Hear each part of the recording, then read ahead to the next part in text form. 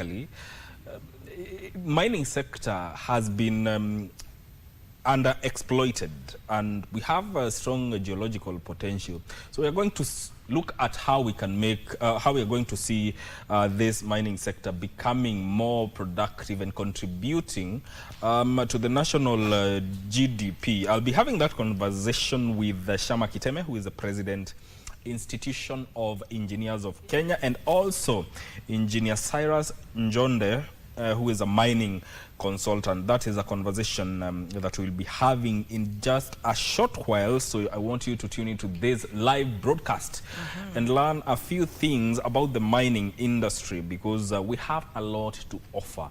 And that is how we are going to see the way forward and understand the goings on, the trends within the mining sector in the country. Vivian. Well, and that will be the conversation that we'll be having, as well as more. But before I even get into the conversations that I'll be having on my end today, there was the gender-based violence report, and the technical working group got to present that to the president yesterday at State House, and the numbers are quite daunting, honestly. If we're speaking, you know, if we're just looking at things logically and just looking at them also from a human's perspective, from a human being's perspective, the numbers are crazy. We have 34% of women have been assaulted in their lives. That is from the age of 15 years. 34% is such a huge number to just throw around, you know. It's a huge number to look at, you know, the number of women that have been assaulted in one way or the other. And these are women from the ages of 15. Not to say that younger than that are not being assaulted, but this is a number from the ages of 15. And then there's also the statistic that shows 13% have suffered sexual-based violence. So 13% of women of this country have suffered sexual-based violence, or rather sexual violence in their lifetime. And then also, when we look at the number of women who have died, who have been killed, that is through femicide, the number is just insane. It is more than 1,600 women in just 2 years. That is like saying every day more than one woman is being killed. And actually, that is some of the, it's part of the story that has been captured on the front page of the Star. There's a tabulation here of women aged 15 to 49 who have ever experienced physical violence by county. It's tabulated here, and the highest here seems to be Kakamega County. 40.1%. 40.1%. That's almost half of the women. Yes, half of the women in that county. That is very alarming, and I think a lot needs to be done to ensure that safety for everyone, not only those aged between that demographic of 15 to 49, but every Kenyan within the country. Because 40% is a lot, and it's a tabulation of 1 counties, and you look at Makueni stands at 22.7%, and Kericho 16.3%. Those numbers are really, really alarming. It's daunting, to say the least.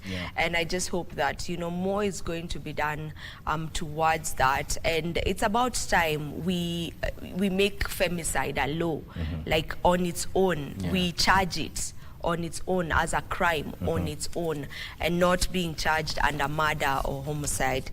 We just need to have it on its own. The numbers are just showing that it is getting out of control. So I hope more is going to be looked into on that. Now, that aside, the conversations that we'll be having today, aside from the mining conversation, we'll also be looking at safeguarding the rights of vulnerable groups. And for that topic, we'll be having Honorable Nzombo Mbithuka, who is the Commissioner, National Gender and Equality Commission. He'll be here to talk to us on how we can safeguard the rights of vulnerable groups. And then we'll also have another conversation after that, and that is a clean green territory. We're going to be looking at water detoxification through revival of ecosystems. And for that conversation, we'll be having the chairman and founder, Kisaka Foundation Kenya, and that is Mr. John Kakui. You definitely want to stay tuned for that conversation. Right now, my Mike, we have the dailies with us. Yeah. You began with what's on the front page of the Star, so Actually, if you would just get into the Star. That was whatever we have talked about was what was outlined, but the topic, the headline here is chemical castration for men to end rape. That is a story that is told on page 4 and 5 of the Star newspaper. Game changer, strategy to take the wind out of their sails. Read that story on page 4 and 5 of the Star newspaper. From Malaysia to Thailand, unanswered questions in case of missing Kenyan. That story is told on page 3. Wetangula blasts MP over rent seeking amid plans to punish anti-government MP. That is a story that is told in detail on page 6 of the Star newspaper. Disband police, citizens deserve a service that protects, not oppresses. That story is told on page 17 of the Star newspaper. And more interestingly, actually here, Trufena's 72-hour tree hugging record ratified by the Guinness World Records. That story is told on page 2. Remember, Trufena did a challenge of hugging a tree for 72 hours some time back. She's an environmental activist. And she did that outside the Nyeri governor's office last December. Silence feeds hate, allows evil to grow, Kenyans told. Kenyans have been urged to speak up against hatred and abuse before it hardens into violence. Read that story on page 2 of the Star newspaper. Senate summons IG over failure to arrest governor. A Senate committee has summoned Inspector General of Police Douglas Kanja after he failed to arrest and produce Samburu Governor Lati Lelelit. The County Public Accounts Committee is seeking the governor for contempt. That story is told in detail on page 2 of the Star newspaper. Ruto panel proposes chemical castration for sexual offenders. A task force assigned by President William Ruto to look into rising cases of femicide and other forms of gender-based violence has proposed chemical castration for sexual offenders. That is a story you can read in detail on page 4 of the Star newspaper. Vivian. All right, I have with me a copy of the Standard, and I will get into it. On the top page of the Standard, we have no longer in charge. Once again, the National Police Service finds itself at the center of a scandal, accused of escorting hired thugs to disrupt worship in Othaya. As public outrage grows, arrests remain elusive, and promised disciplinary action has failed to materialize, deepening suspicion of institutional paralysis or complicity. From the chain of command to the silence of senior officials, the incident has reignited fears that rogue elements within the service operate with impunity. That is on the front page of the Standard, and we have a picture of the boss of NPS, that is IG Kanja, right there. And looking into the Standard newspaper, we have new report reveals a country at war with its women and children. That is the story that we began talking about.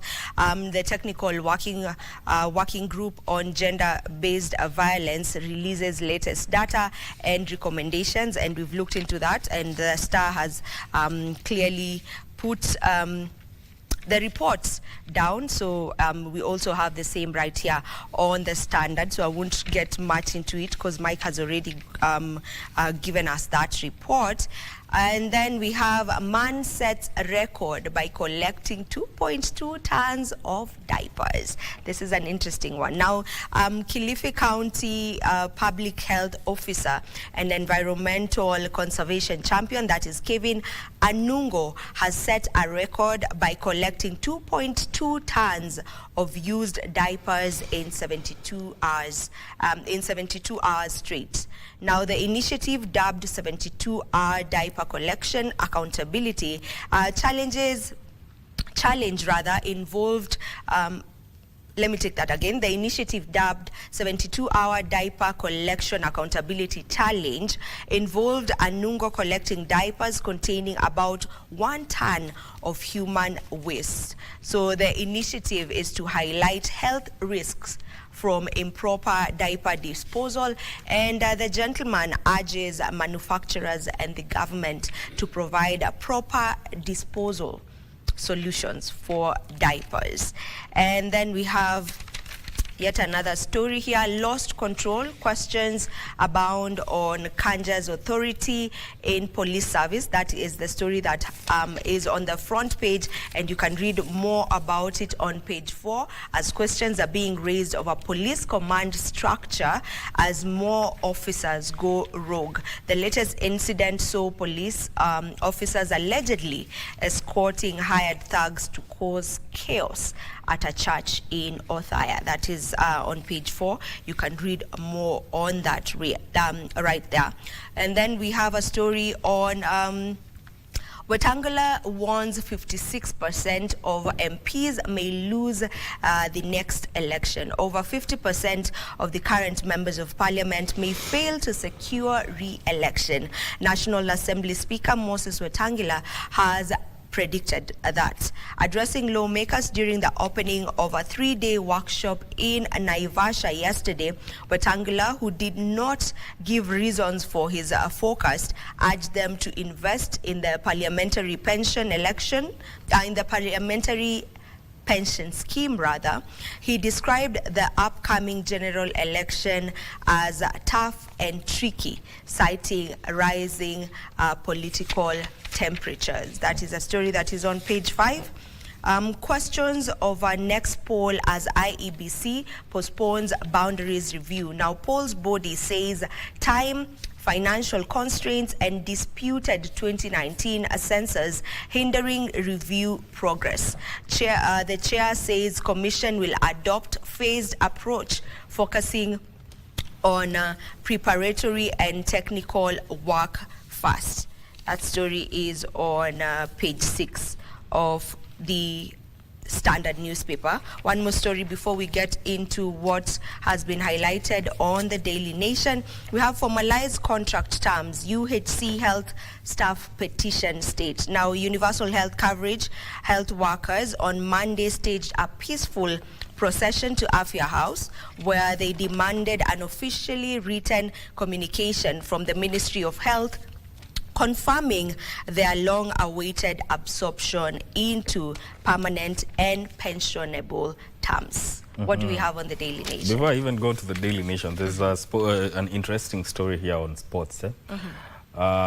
International sports. What history says about Arsenal's title chances? A commanding 7-point lead has been reduced to a frailer looking 4.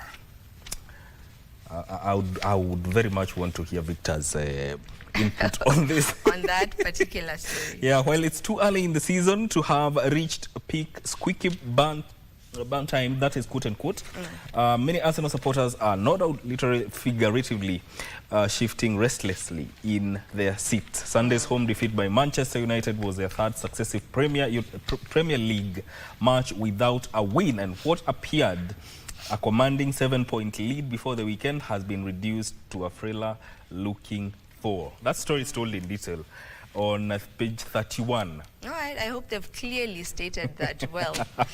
They never get to see Canaan. They never get to clinch that cup. The story of Moses. They stay on top of the table just long enough before someone else comes on top and picks that trophy. They hold that seat. That must be... My Arsenal friends must be so bad at me right now. Yeah. Let's look at what is being reported on the front page of the Daily Nation. 11 billion shillings looted from SHA. 75 billion amount paid to the Social Health Insurance Fund in the past 14 months. That is the amount that has been paid in the last 14 months. The Social Health Authority lost 11 billion to fraud between October 2024 and April 2025, with private hospitals submitting the bulk of fake claims. A Ministry of Health audit has revealed. That story is told on page 4 of the Daily Nation. I'll be getting to that in just a short while. There's an unfortunate story on the front page of the Daily Nation. Murdered tutor had survived another Al-Shabaab attack.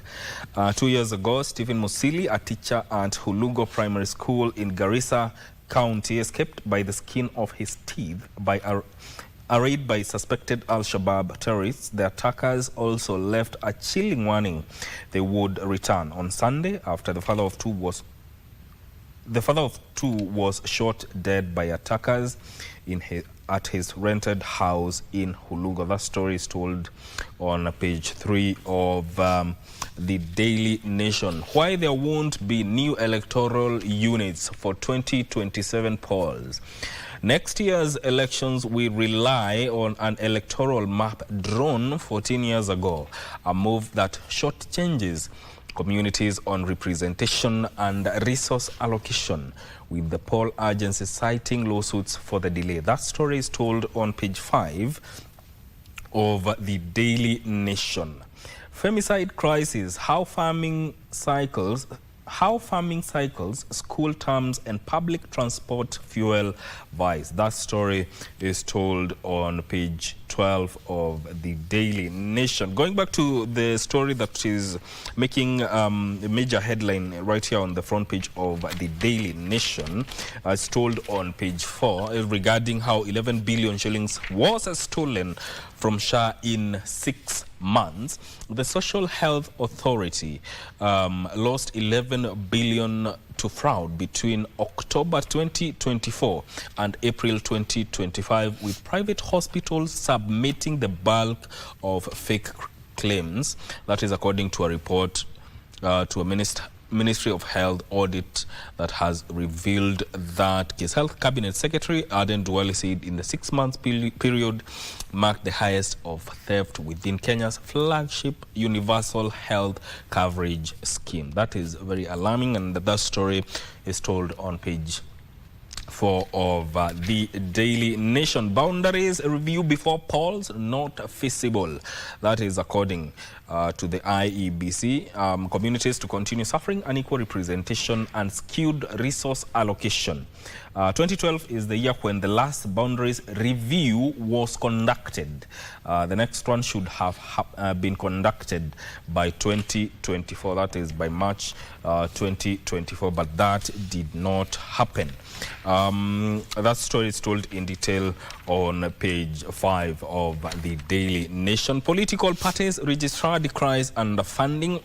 Official says parties kitty has never been funded as per the law. The registrar of political parties has decried the underfunding of the office heading to ahead of next year's general election. Mr. John Lorionoko told MPs that the low funding is hampering its critical role of registering and supervising political parties.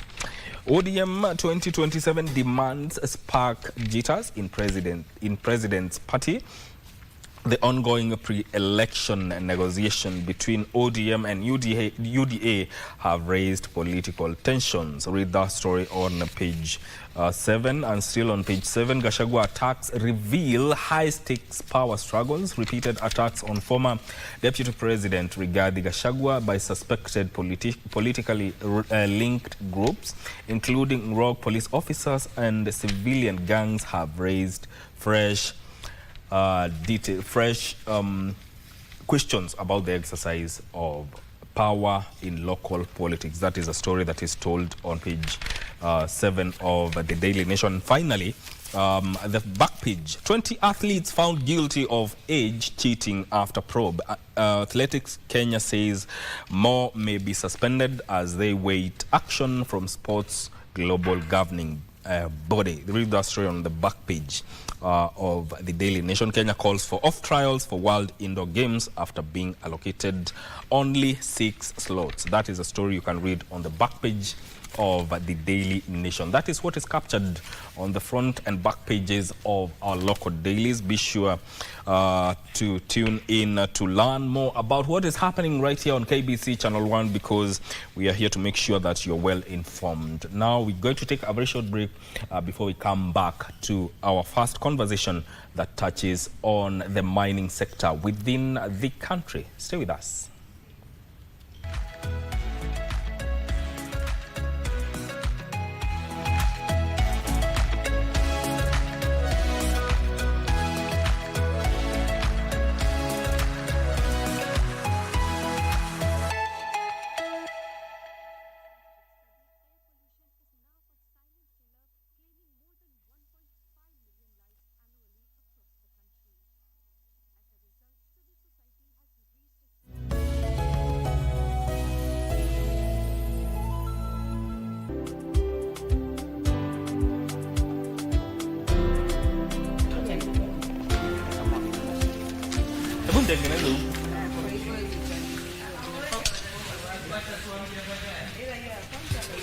Tunatambulika kwa mandhari yetu ya kuvutia, tamaduni zetu, ukarimu wetu, vyakula vyetu, uchapakazi, na pia kwa sauti tofauti za watangazaji wetu waliobobea. Libengo liko hapa aka upcoming sponsor.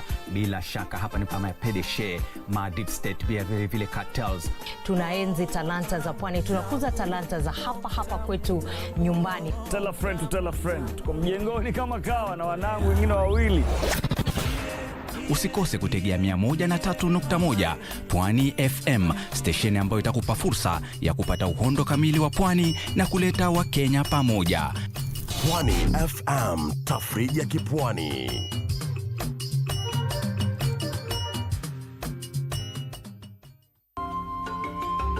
It's gorgeous. Come on, 3, 2, 1, cheers! This isn't really happening, is it?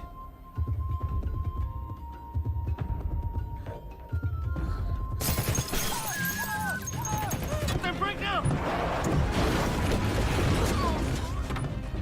Satya! You're hurt? Captain! Clear the way! Clear the way! Excuse me. Sorry, excuse me. Blood oxygen saturation is down.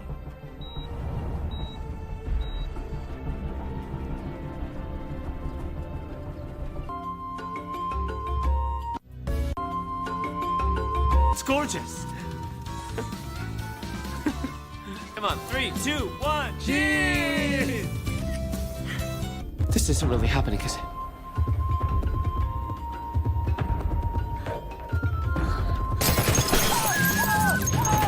Then break now! Satya! You're hurt? Captain! Clear the way! Clear the way! Excuse me. Sorry, excuse me. Blood oxygen saturation is down.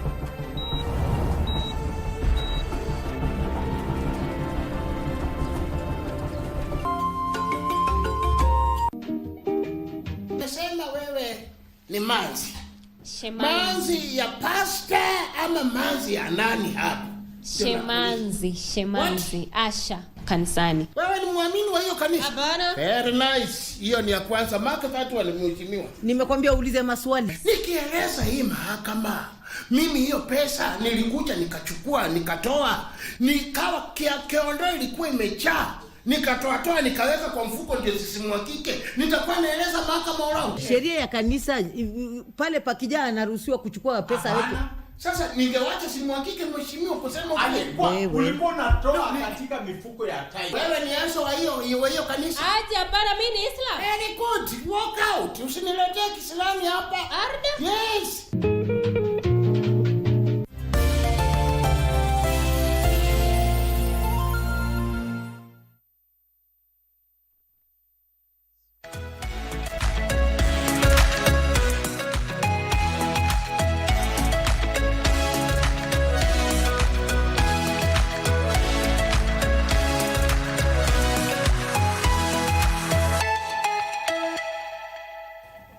Welcome back. And now let's look at how we can secure opportunities within the mining sector. My name is Mike Migo and you're watching Good Morning Kenya. Thank you for tuning in. Mining, engineering, sustainability and investment. Securing opportunities within the mining sector. For this conversation in studio, joined by Engineer Cyrus Njonde, PE, who is a mining consultant. Welcome to Good Morning Kenya. Thank you. And also Engineer Shama Kiteme, who is the President Institution of Engineers of Kenya. You're not new to Jerusalem. Karibu sana. Thank you, Mike. Always a pleasure to have you on Good Morning Kenya. We look at the mining sector and how engineering is impacting that sector. But first of all, I'll start with you, Engineer Cyrus. When you look at the mining industry in Kenya, just give us an overview of the state of mining industry from your perspective. Yes, thank you, Mike. To start with, mining in Kenya, it's a profession that has been since post-colonial, and so far the country is doing well, and at some point I would still put this as a two-speed. On one side, you'd always see companies, operations, and on the other side, you'll still see some bit of, lagging in terms of compliance and licensing. So it's two-speed kind of industry where it's not dormant, and again, it is actually on the move. Yeah. And you look at the mining sector within the country, it's still emerging compared to other countries. We are talking like countries like Zambia and Tanzania. And historically, it has been underexploited. But we have a lot of potential. How then now do we translate this to make sure that, yes, there's some contribution to the national GDP, but the contribution that it makes going forward is significant? Yes, in terms starting from the GDP level compared to other countries, of course we are at 1%, which is quite still low compared to other East African countries and Africa at large. But there is huge opportunity where we always go back to the governance aspect that normally gives the operation strength of mining in this country. Yes. So we would be looking at how best to fast track issues to do with licenses so that there is a license to operate for most of entrepreneurs, most of investors who are really looking to invest in this country. And there is still immense effort by the Ministry of Mining. They're trying to fast track those processes and issue those licenses, because with license, we are assured of greater workforce, greater local content. We are assured of more employment, more job opportunities, more community growth, because mining happens in these communities. Yes. Yeah. Engineer Shama, when you look at mining now and the potential that it portends for this country, how is now engineering coming in to ensure that there is sustainability within the mining sector? What is your role in all this? Yeah, thank you very much, Mike. And very good conversation already started by my colleague, professional Cyrus. Engineering is very vital when it comes to exploitation of minerals. And we have mining engineers who specialize in this area, and they're able to understand all aspects of mining from, when the minerals are discovered to the process of extraction, all the way to processing. And therefore, engineering is very vital for us to be able to utilize this natural resource that God has given us. This country, as already alluded to, the contribution of mining to GDP is a paltry 0.8 to 1, the quote between 0.6 to 1%. Yes. But the government has been very keen on increasing this contribution to about 10%. Yeah. We are convinced it is possible because of the mineral resources we have in this country, and we believe if we invest seriously in this sector, its contribution to the GDP will be very significant. And I have in mind the already known discoveries. For example, we know we have gold in Western Kenya. Yes. We are now looking at Murima Springs. We also have even coal in some parts of this country. And the quantified, sum of what those minerals are worth, they are staggering when you compare to the projections, the economic projection this country has.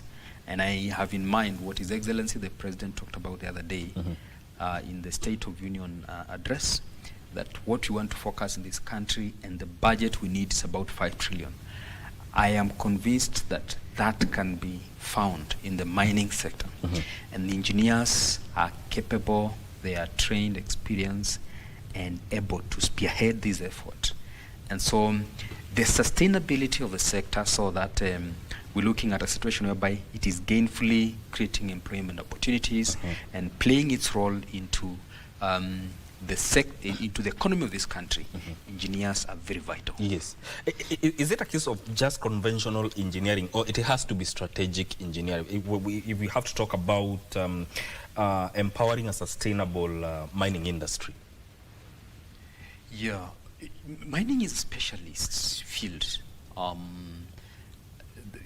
We have not been as deep into it as a country as other countries. You have already alluded to that.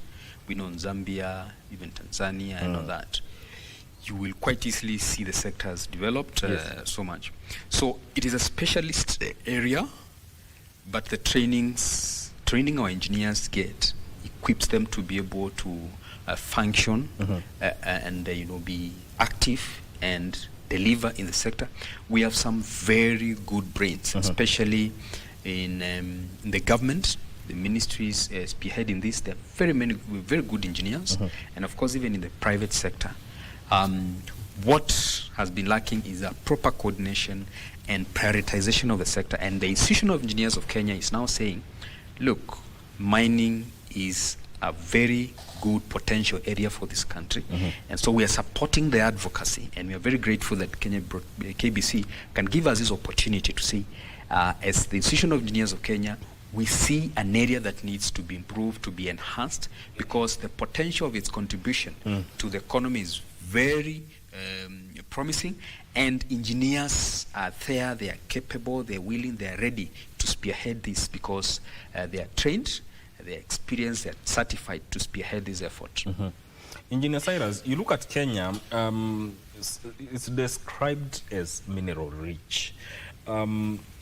But from an engineering and industry perspective, what do you think has held us back more, especially in this sector, that now portends real potential? Is it matters to do with geology policy or just execution?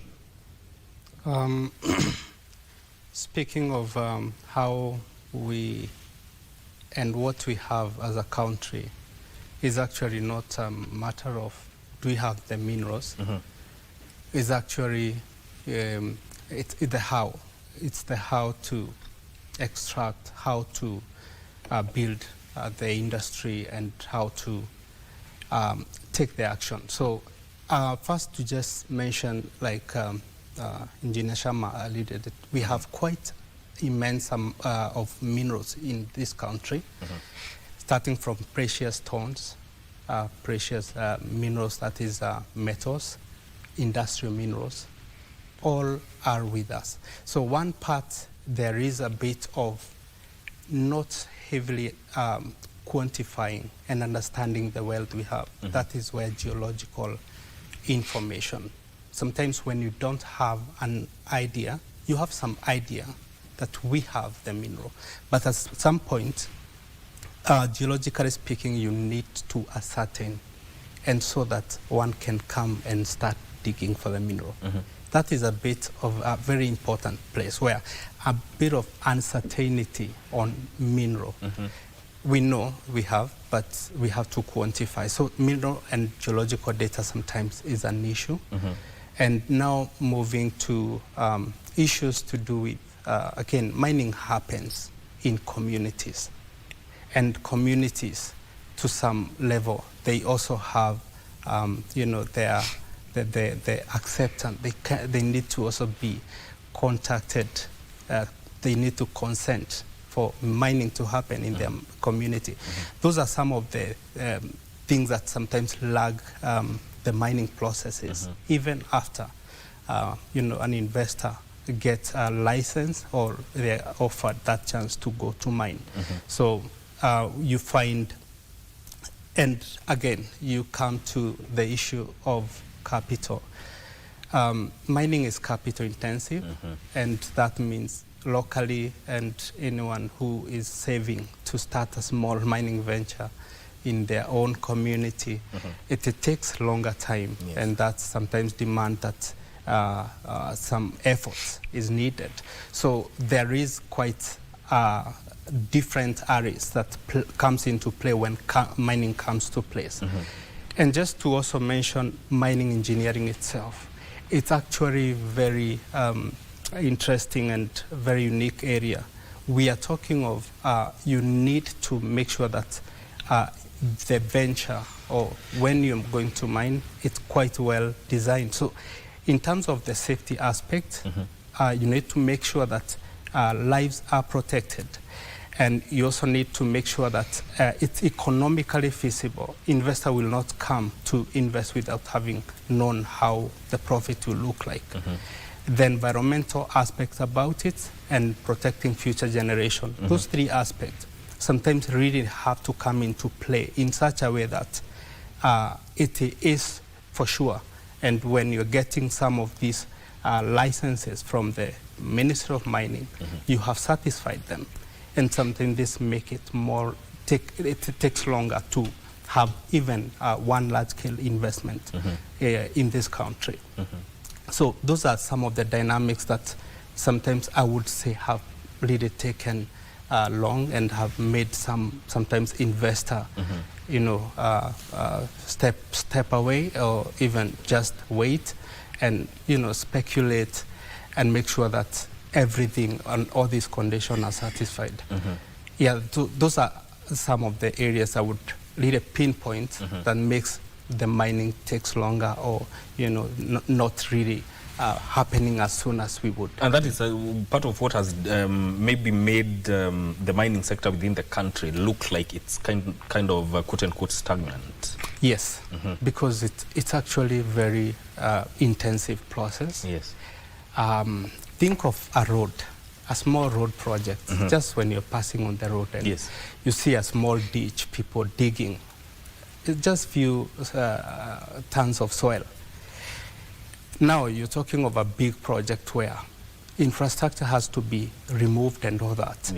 It has to really be well planned, compliance accepted, and all this plays makes the timeline take longer. Their projects actually, so far, they will start in the next few years to come, and people and community are hopeful, and they are really looking forward to it, but they have to go with the timeline of the day, and that is how mining engineering work. It has to heavily been designed so that it becomes sustainable for longer. Indeed.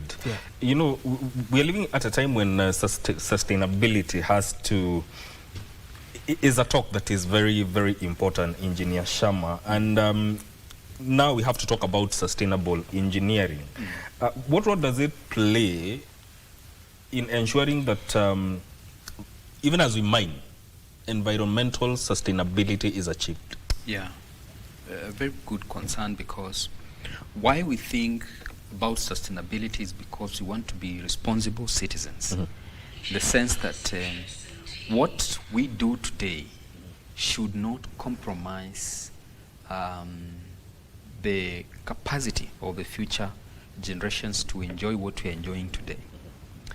And you look at this whether from environmental aspect, you look at this and the fact that mining minerals are resources that you mine and you finish.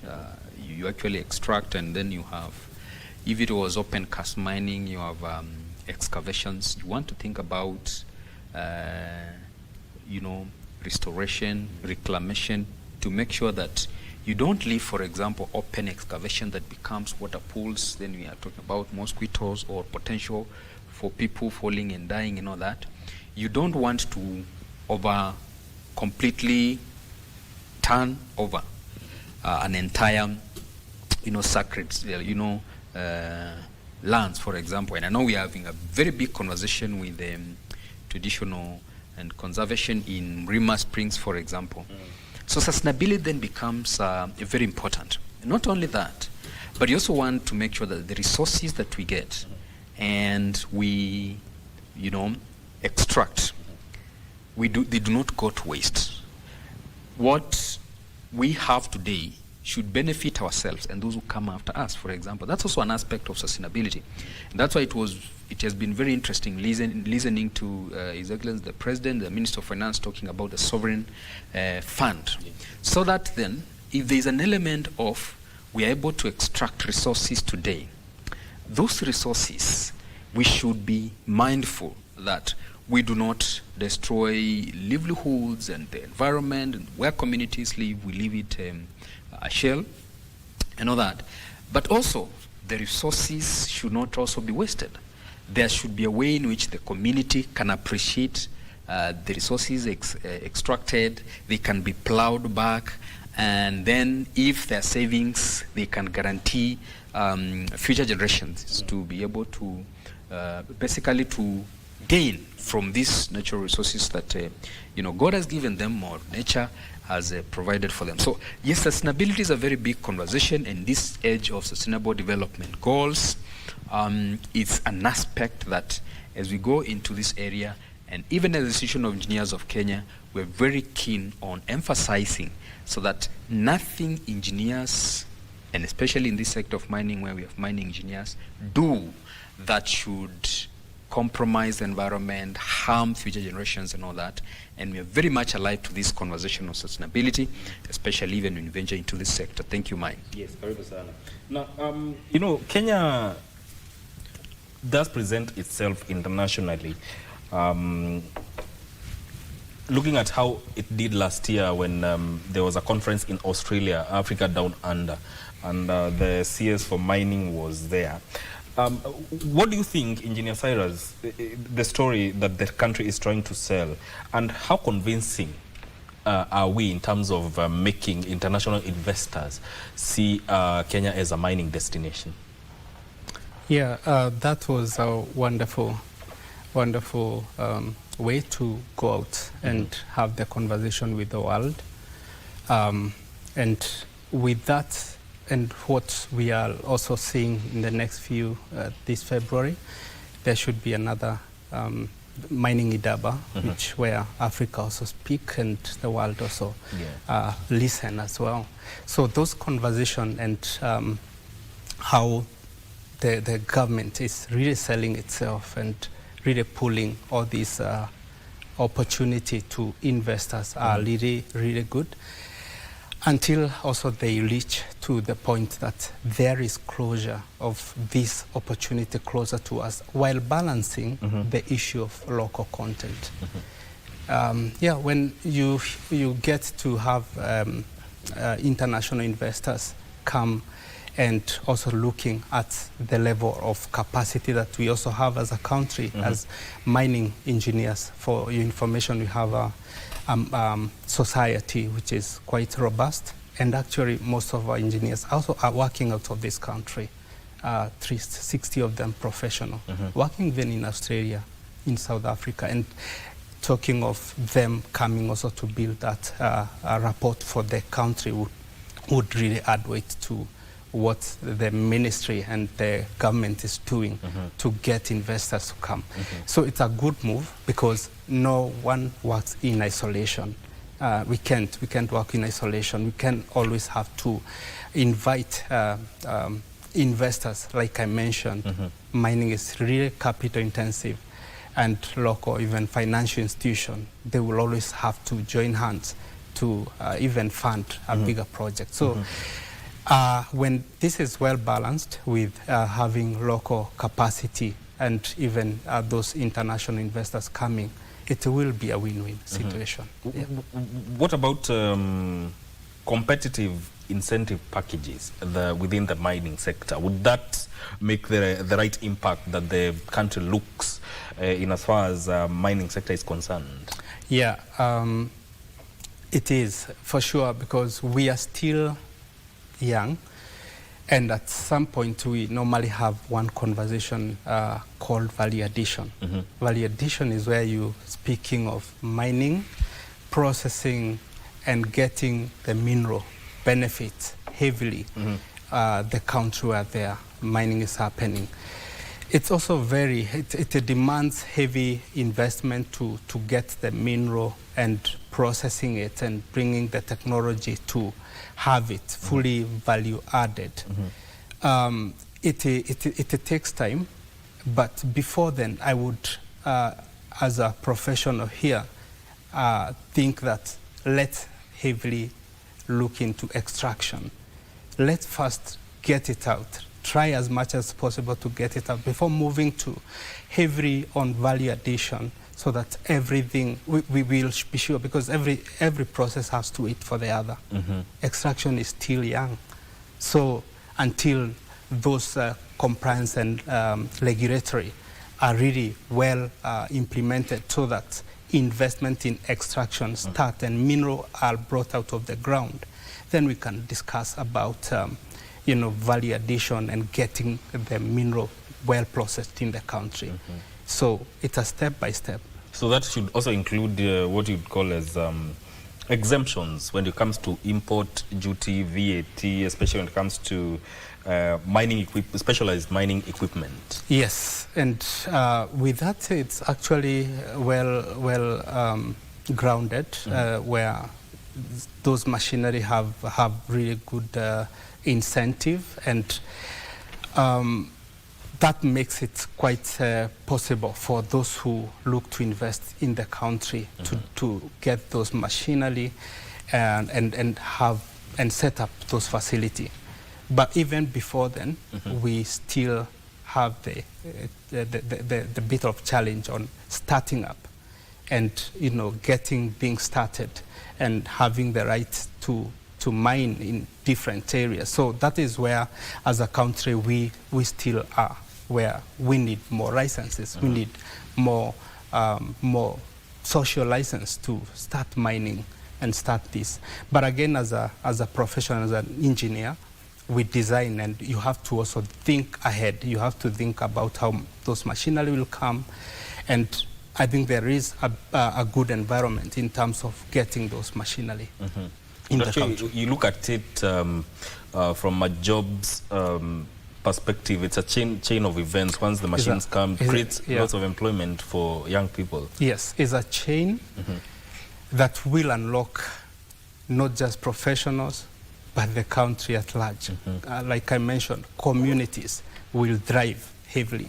You can always imagine when community hear that there will be some mining, and when such sensitization is well done and they know that this opportunity will benefit 100,000 in our county, in our community. So that would always open up not just opportunity for one, but for many in this country. Engineer Shama, you look at mining and engineering. The conventional engineering,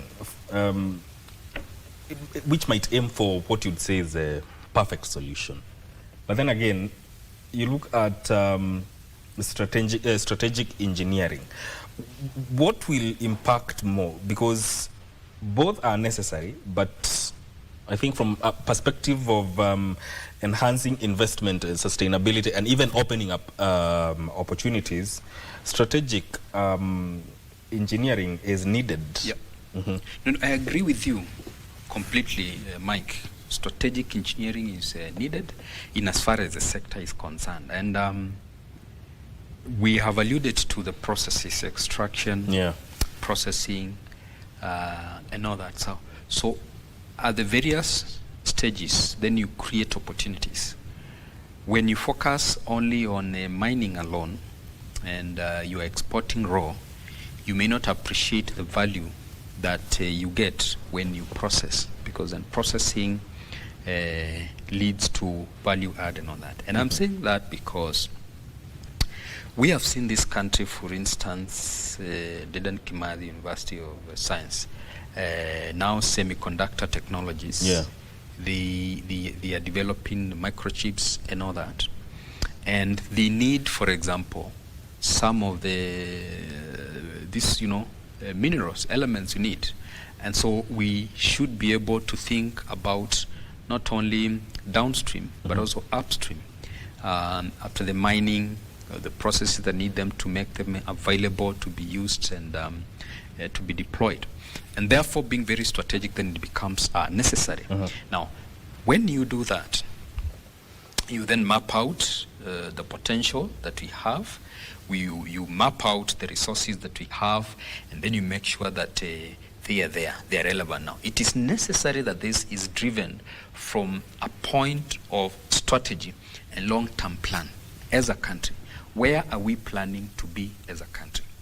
It gets very interesting, the conversation about going Singapore, and it just tells you we need to think long-term. Are we saying we want to industrialize as this country? Industrialization means we have manufacturing going on. Where are the raw materials for this manufacturing? Do we want to think about foundries then, so that when we extract, there is processing, and then this is going to feed into a growing, a thriving manufacturing industry? Because when you think at, look at it that way, in a very strategic manner, but also in an integrated manner, then you start thinking about addressing some core problems we're having, unemployment. You start addressing the contribution of manufacturing to the economy, for example. And we've been saying it has been slipping, and we want to increase it and all that. So that when now you look at a bigger picture, you look at the various aspects feeding into the process, strategically you are able to start looking at revamping the economy wholesome because of the various parts that come into play into this.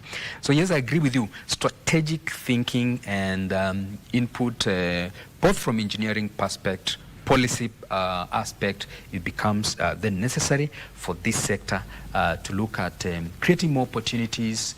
We look at sustainability wholesomely, because then when we have industries that are able to get the raw materials they need, then they are able to keep on running. I was having a conversation with one of senior engineers who gave me a story of inviting an investor in this country to come and process, I think it was bananas, ndizi, and process them. The strategic investor came, did a survey, and said, what you're producing cannot sustain me. You can only give me the raw materials for my business for one single day. From there on, I have to keep on importing. And therefore, the investor could not invest. He ran away. So when we are talking about now being strategic, integrated thinking, and broad economy-wise, you want them to look at how mining sector is going to feed into the other sectors. And I just gave you the illustration of the semiconductor technologies and all that. We're talking about precious minerals, niobium, talking about rare earths. How are they going to play into not just the fact that you're mining them, but also in another thriving sector that can guarantee jobs, and they are sustainable, and then we become a known center of excellence in production of this kind of equipment or machines or something like that. So that then we think wholesomely, we provide the enabling policy environment, and then the investors have confidence. Then that is then now we start saying we are actually securing the opportunities in the sector properly. Indeed. That is a conversation that we are having right here about securing opportunities within the mining sector, without forgetting the aspect of sustainability. We'll continue this conversation in just a bit after this short break. Stay with us.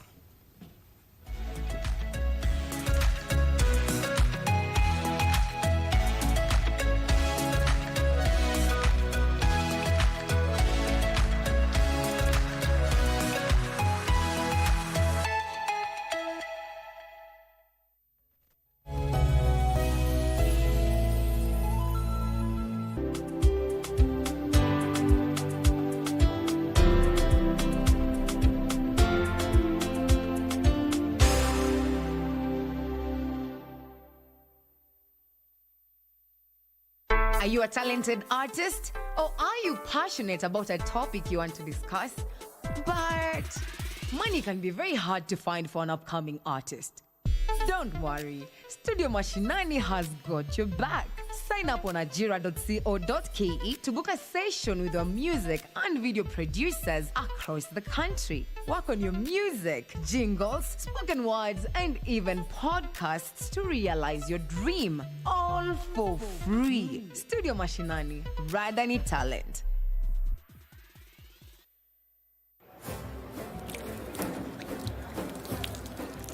Katika Qur'an tukufu Allah subhanahu wa ta'ala anatuamuru tukumbushane, kwani kukumbushana kunawafaa waumini. Kwa mujibu wa hadithi, Mtume Muhammad sallallahu alaihi wasallam anatushauri tueneze ujumbe wake angalau kwa aya moja. Basi tunatia ari kufanya ambacho ni jukumu la kila Muislamu, kukumbushana mema na kukatazana maovu.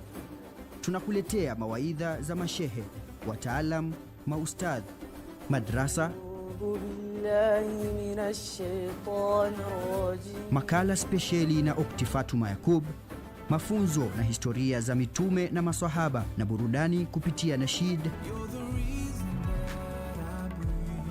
na wasifu za munshid. Tazama ukumbi wa Kiislamu nami Alishe kila Ijumaa saa 9:30 katika KBC Channel 1.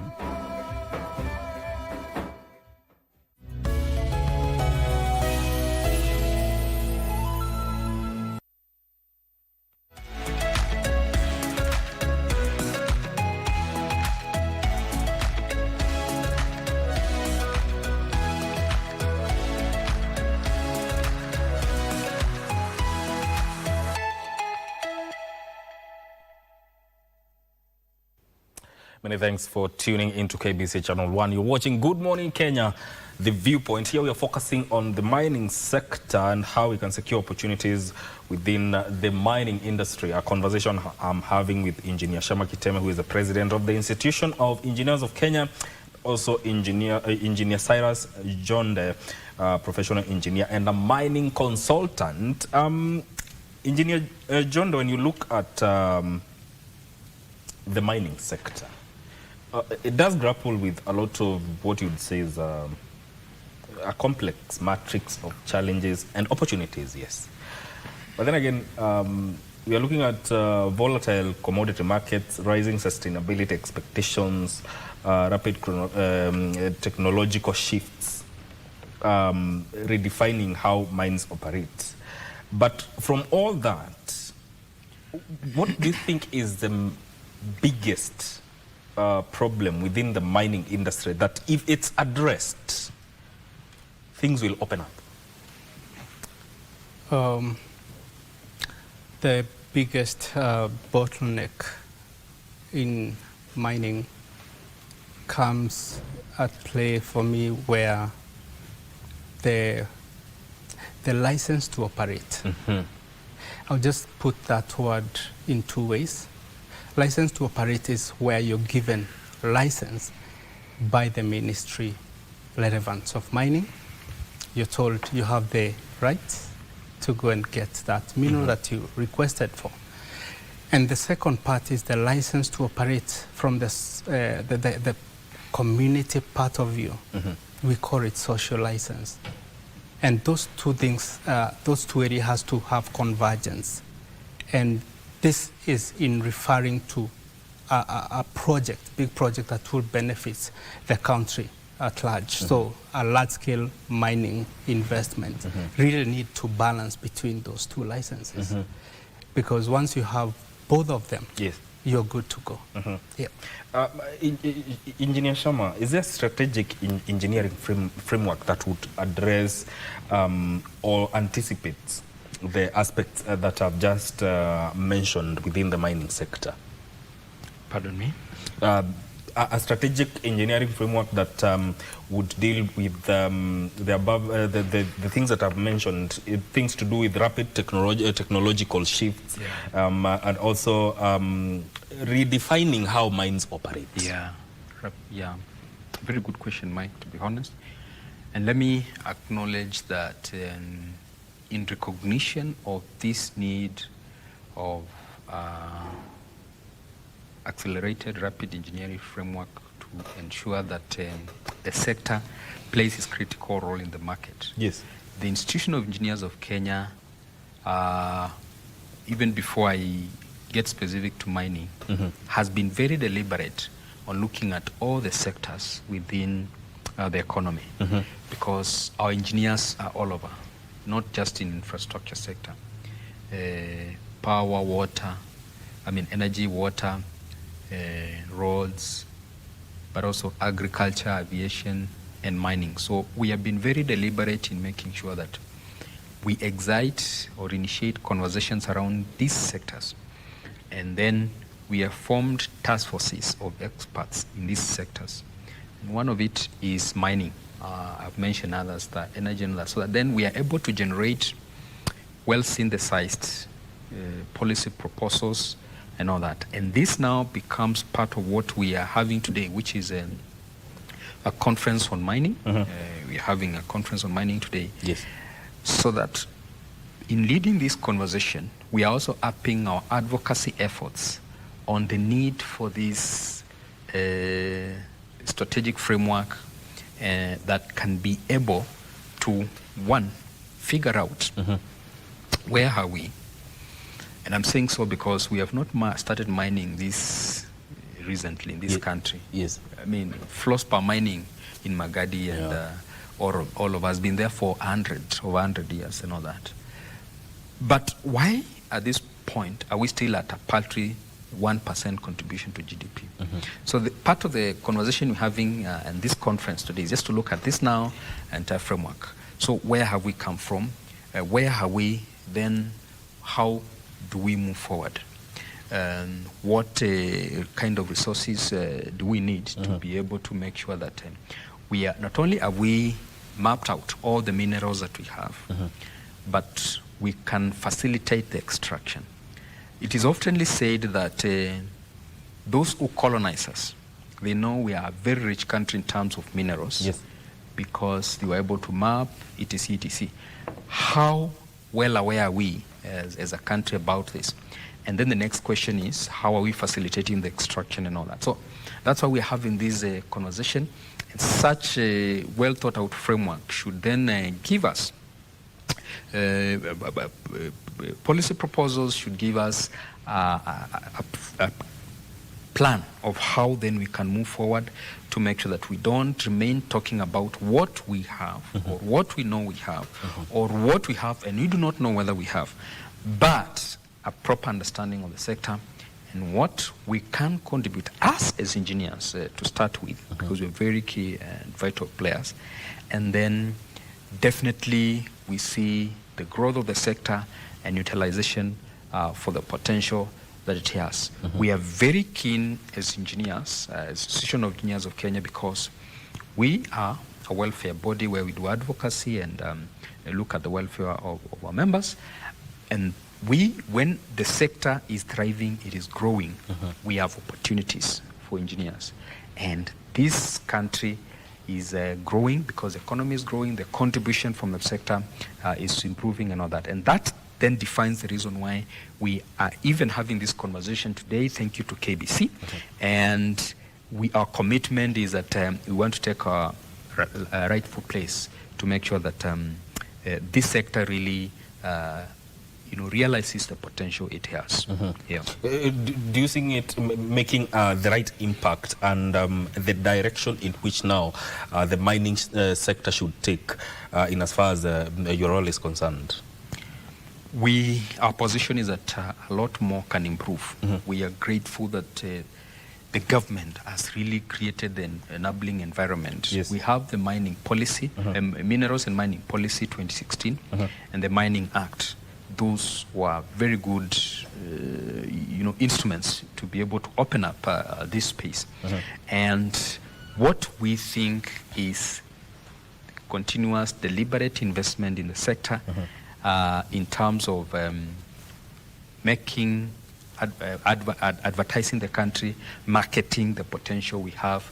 We have more investors, but also, and very critical, we invest in value addition so that we are able to do the processing so that we can really gain fully from the minerals that we have. So yes, the direction, the intent is there. You can see there is that intention every time I interact with senior officers, especially from the ministry. What we need to see is now growth to the next level, so that then we are not just dreaming about increasing contribution of GDP from mining sector to 10% from the current one, because we're talking about big jump. Yes. And it needs more concerted efforts, perhaps more than we are seeing now. And actually, it calls for real action, not just, words and frameworks on paper. Calls for action. Yeah. Engineer Cyrus, when you look at our local engineering capacity within the sector of mine, can we rely on it? And what happens if we overly rely on external engineering when you're doing this mining, as well as technical expertise? Yes, we can rely on our technical capacity. From where I stand, we are talking of engineers with close to a decade of experience, and they have worked in different mineral terrains.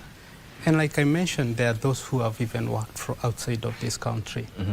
And they have and can come back to this country with quite a lot of experience. Yes. And I don't see heavily where we would say that at some point we can really substitute our professional at a level that we cannot perhaps satisfy it locally. So we have quite a good number.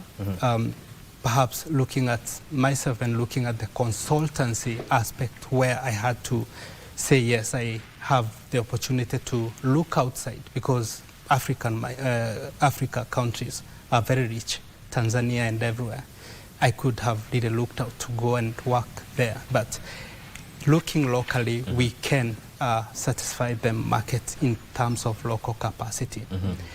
We have quite great mining engineers working in the industrial mining areas in heavy quarries. They are managing. And even talking of the large-scale mining, they just concluded, and they are currently doing rehabilitation, the base titanium. The mine manager, we schooled with him, and he was promoted, and he came up to the level that he could manage a whole lot of 3,000 workers there. And it is a great potential that we have as engineers in this country to show forth and to get the minerals out and to benefit this country. Engineer Shama, you look at artisanal mining in Kenya, it's widespread. So my question to you is, how can engineering profession now provide solutions that helps in formalizing these efforts? Because you look at artisanal mining, there's a lot of environmental degradation. Now we are talking about sustainability. How can engineering profession now help in providing aid or helping in formalizing these mining efforts? Yeah, a good question. Artisanal mining, like you pointed out, is one of the areas that really the instruments that I mentioned earlier really came in to help a lot. And we know we have even Artisanal Mining Association of Kenya, AMAC, and it's a sector we cannot ignore within the bigger mining supply chain. One of the biggest problems that artisanal miners face is, of course, the safety in their work. There is also the element of the environment, but also how do even they get their products out there once they have been able to mine them. I have been privileged to be involved in great conversations, even leadership of AMAC, Artisanal Mining Association of Kenya, and how the areas they need to be capacitated. Because when you are an artisanal miner and you are dealing with, for example, deep excavations, the risks are very high. Yeah. And as engineers, we are willing to work with the relevant entities and artisanal miners at the lowest level, so that then we can equip them with some of the skills that are needed to make sure that the processes they are going through, they are not exposed to risks, and they are able to properly gain value for their investment. Everyone in this country wants to earn basic living. They want to earn a honest living, and they want to put bread on the table. They want to, finance the education of their children. They want to have something they can take care of their education. And so artisanal miners, in their thousands in this country, they also deserve some sense of, safety, predictability, and we need to appreciate what they do and support them. And as engineers, Association of Engineers of Kenya, we are open and willing to be part of making sure that what they are doing is legal, it is safe, they can earn, a living like that. And it's part of the reason why we have the conversation today. AMAC, Artisanal Mining Association of Kenya, is involved, is invited to our conference today. Of course, Mining Engineer Society of Kenya, and all other, players in the mining sector. And for me, I'm quite passionate about enabling the artisanal miners really to get something out of the business they're involved in, which is extraction of minerals at the artisan level. Thank you. And that also would help in mitigating cases of black market activities and even exploitation of the artisanal miners. Definitely, because, if you make a process whereby everyone has a confidence in, then you start doing away with the black market. Some staggering figures have been mentioned about gold being found in Dubai and elsewhere, coming from Kenya. And you ask yourself, those staggering numbers, if they were going through the formal processes and the recognized route, the route that is not black market, how would this country be benefiting in terms of the dues that would be coming through as a country? So then you need to create an enabling space where everyone in the ecosystem thrives, and therefore they can do things in the forward manner, and therefore we deprive the black market its relevance. And I can tell you, we need to equip, we need to enable, we need to support artisanal miners. So there is some level of skill development within that area. Engineer Cyrus, looking at it from an investment perspective, how much does engineering certainty influence where the investors place their capital? Yeah.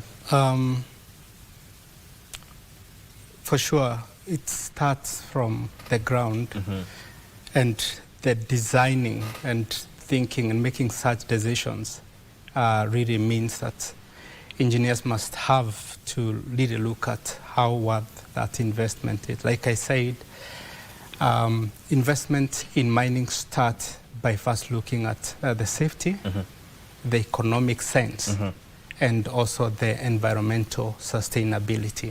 The economic sense, for sure, is where you're looking into how much worth will we put in and how much will we get. And looking at the facility, the structure themselves, those are some of the things sometimes someone out here might actually miss a lot, because going down, you really fight with gravity to put structures. They are quite expensive.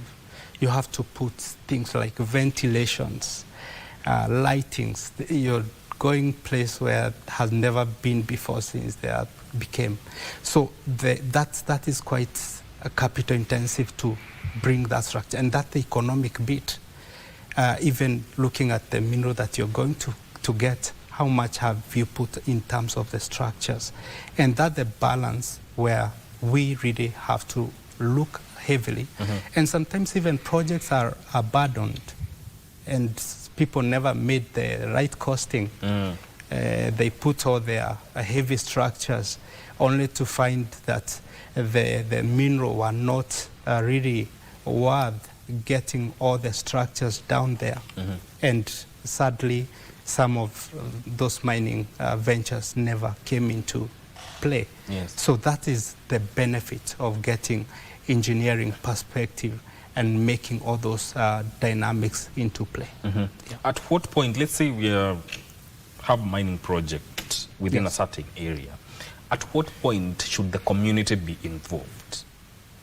Community should be involved the first time you step to look for that mineral. And that is what we call prospecting and exploration. You're almost trying to do some, digging there and here. You're trying to drill some holes to just know the amount of mineral that are in a small space. And that means you are dealing with someone's land. You are dealing with either even public, private land. You have to involve anyone within that area, either the government, the community, and the owners of those land. So it starts the very first you think about going to that place. And even the environmental impact that it will have within that area. Exactly. All right, Engineer Shamma, this is a matter where we talked about skills, infrastructure regulation, or financing. From your perspective, between all those aspects, what would unlock the biggest mining gains that we can now say our mining sector is contributing significantly to the GDP? Wow. Well, we already agreed in the show that mining is really capital intensive. That's true. Let me give you an illustration. The power requirements to be able to properly, not just mine, but also process, I think requires a huge upgrade in our power sector in this country. Not only that, but also other infrastructure. For example, we need railway, we need roads, and you need water, sufficient water, not just power for the investment in the mining sector. So it takes us back to the conversation about the strategies that this country is looking at strategically. I'm saying so deliberately because His Excellency during the State of the Union address stepped out the 4 things. Of course, investment in people, making this country a net exporter and not an importer. But also number 3, which was very important, upgrade of our power from the current installed capacity of 3,200 megawatts to 10,000 megawatts. And so these investments in infrastructure becomes necessary. And I'll give you an illustration. 2 years ago, towards the end of his term, President Joe Biden was in Angola signing an agreement which was really geared towards developing a railway line from Zambia, cutting through DRC, to the port of Lobito in Angola. And so you can imagine such an investment in railway infrastructure because of the target of the copper in other minerals in Zambia. Then you cut through other minerals, lithium and whatnot in DRC, and then all the way to Angola. Such is the scope of investment in infrastructure we are talking about. Sadly so, in that case I've talked about, it looked like they just want to get the raw minerals and take them to Europe and all that. And that's what we're saying. In our situation, the investment needs to be broad.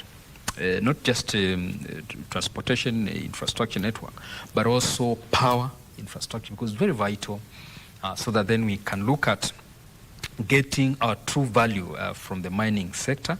That is not just looking at the extraction, which also, by the way, does need this enabling infrastructure, but also the downstream, the processing that is needed, so that if then the infrastructure is lacking, we're looking at a situation whereby the investors shy off. When we are marketing ourselves, the people want to survey and look around how is the enabling infrastructure and all that. Thankfully, this country has a very vibrant logistics industry, and you can easily get your stuff through the sea to Mombasa, and then you have SGR and all that. So we are not badly off, but still the investment infrastructure in terms of transportation, logistics, and also power is necessary for us now to see and say where we are very good place to realize the goals we're talking. I am told, like by colleagues in the sector, there are equipments that, for example, will be needed to smelt gold. Yes. And that equipment needs huge supply of power. And that power has to be reliable. So that if you are talking of an equipment worth 300 million, and it is in the process of working, and then you have power outage, you lose that equipment completely. So we are talking about investment in infrastructure to enable proper growth of the sector. As not a joke. You're talking about power, you're talking about reliability, you're talking about, if I need to supply these minerals, where I need to supply them to be able to be processed and by an industry and do that, there should not be a disruption whatsoever. And so we need to have that conversation, therefore, and that's why I found your question very important. And I am sure it's part of what we are looking at even today in our conference. Yeah. Indeed. For the interest of time, I'm going to give you a chance to give your closing remarks. And my question to that effect is, what does the future look like within the mining sector? And start with you, briefly. Yes. The future of this industry in Kenya, the mining industry, is bright. And that's why we are here, to support the industry and to not, shy away and really look that this industry contribute to the vision 2030, even going to the 10% of the national GDP, and also adding that globally speaking, we need not to be left behind, because this is a moment in life where many countries and nations are looking for what we call the critical minerals, strategic minerals that we still have as a country. And this is the time to make sure that they really get out and they benefit the world, and so that even the nation at large benefit. Indeed. Thank you. Engineer Sharma. Yeah, I think every time you hear that we are only at 1% contribution to the GDP, and we know we have a potential to take this to 10% contribution of the GDP, it just tells you the immense potential the sector has. If you imagine right now, we may have absorbed only around 600 engineers. We are saying if you now take this 10 times, you're going to absorb 6,000 engineers. I can never be happier than that as the president of the Institution of Engineers of Kenya. And so I see very big potential. And the beauty is, every time you have a green field, which you're supposed to develop and to develop and make it a built environment, you are happier than when you go to renovate what is existing. And the potential we have is that it's green. We can go in there. We can grow the industry. We can develop it. So for me, I'm very excited about the future of the industry. And that is why, as the Institution of Engineers of Kenya, we have carved out it as a sector of interest, among others, because what we have done as IEK is that we have looked at all sectors and developed task forces and committee of experts to advise on policy around those areas. And this is what we are doing today, because we believe in the immense potential of the sector. This is why we are having the conference on mining today. Indeed. Thank you so much, gentlemen, for making time to come and talk about the whole aspect of securing opportunities within the mining sector. That is Engineer Shama Kiteme, who is the president of Institution of Engineers of Kenya, and Engineer Cyrus Njonde, professional engineer and mining consultant, speaking to us here on Good Morning Kenya. This is where this conversation ends. Thank you for tuning in. My name is Mike Migwi. Vivian Ndegwa is up next with the next conversation. Stay with us.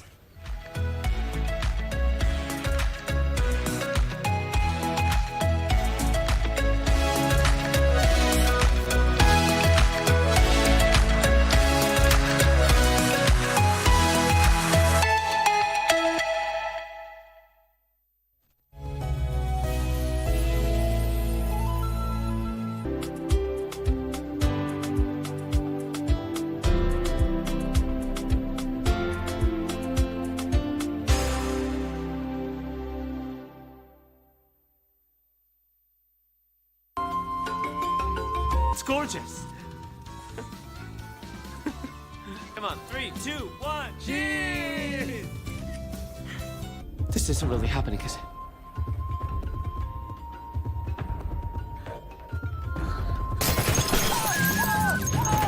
Then break down! Gotcha! You're hurt? Captain! Clear the way!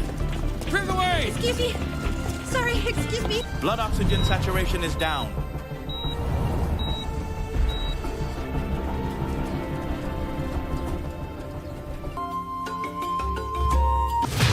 Je, wewe ni mpenda soka?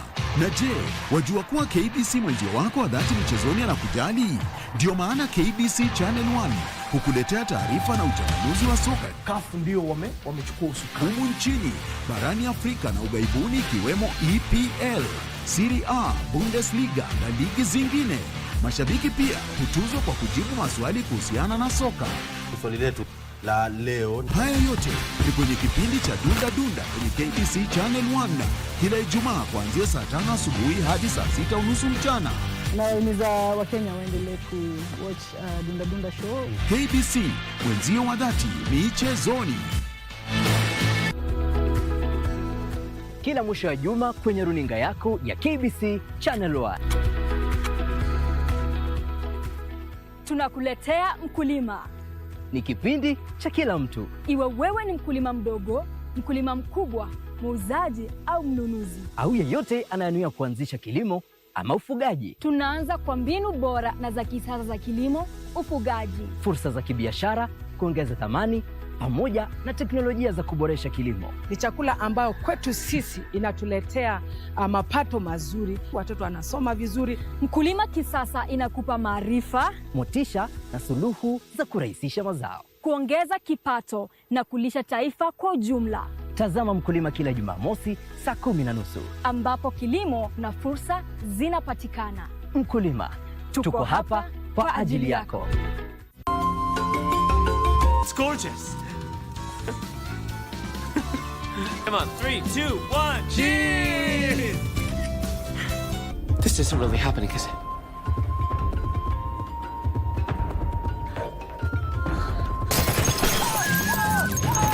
Then break down! Gotcha! You're hurt? Captain, clear the way! Clear the way! Excuse me. Sorry, excuse me. Blood oxygen saturation is down.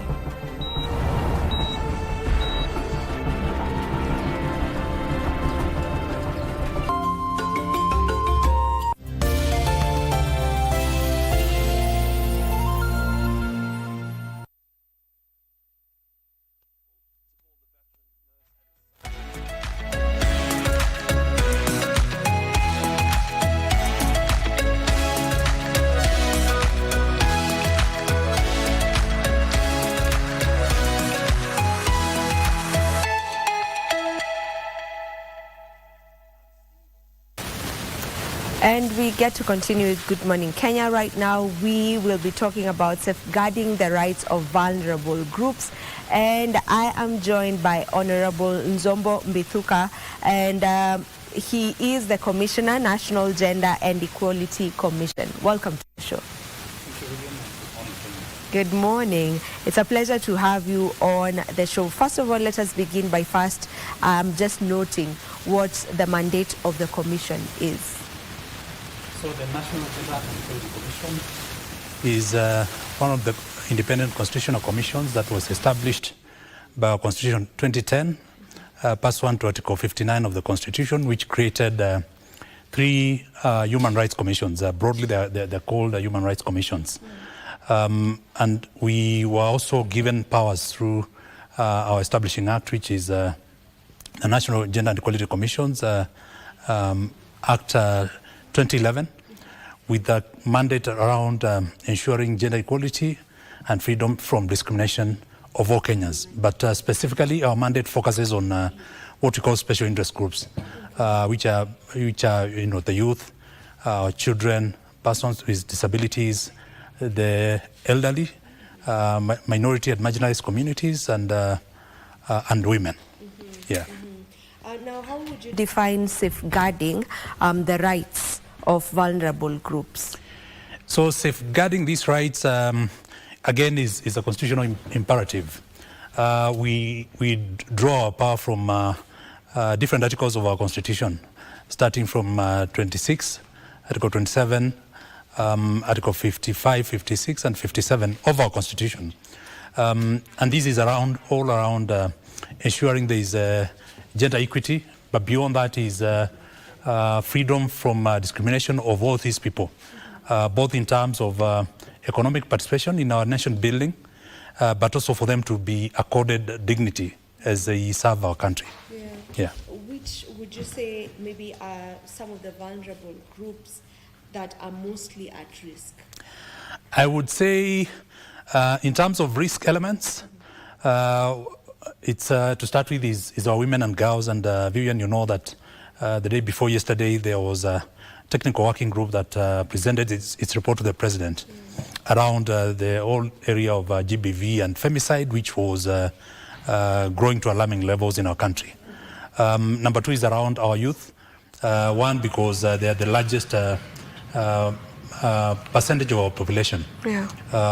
And the vulnerabilities are around access to opportunities, access to education, and also their participation in terms of political process, but also in terms of our economic development as a country.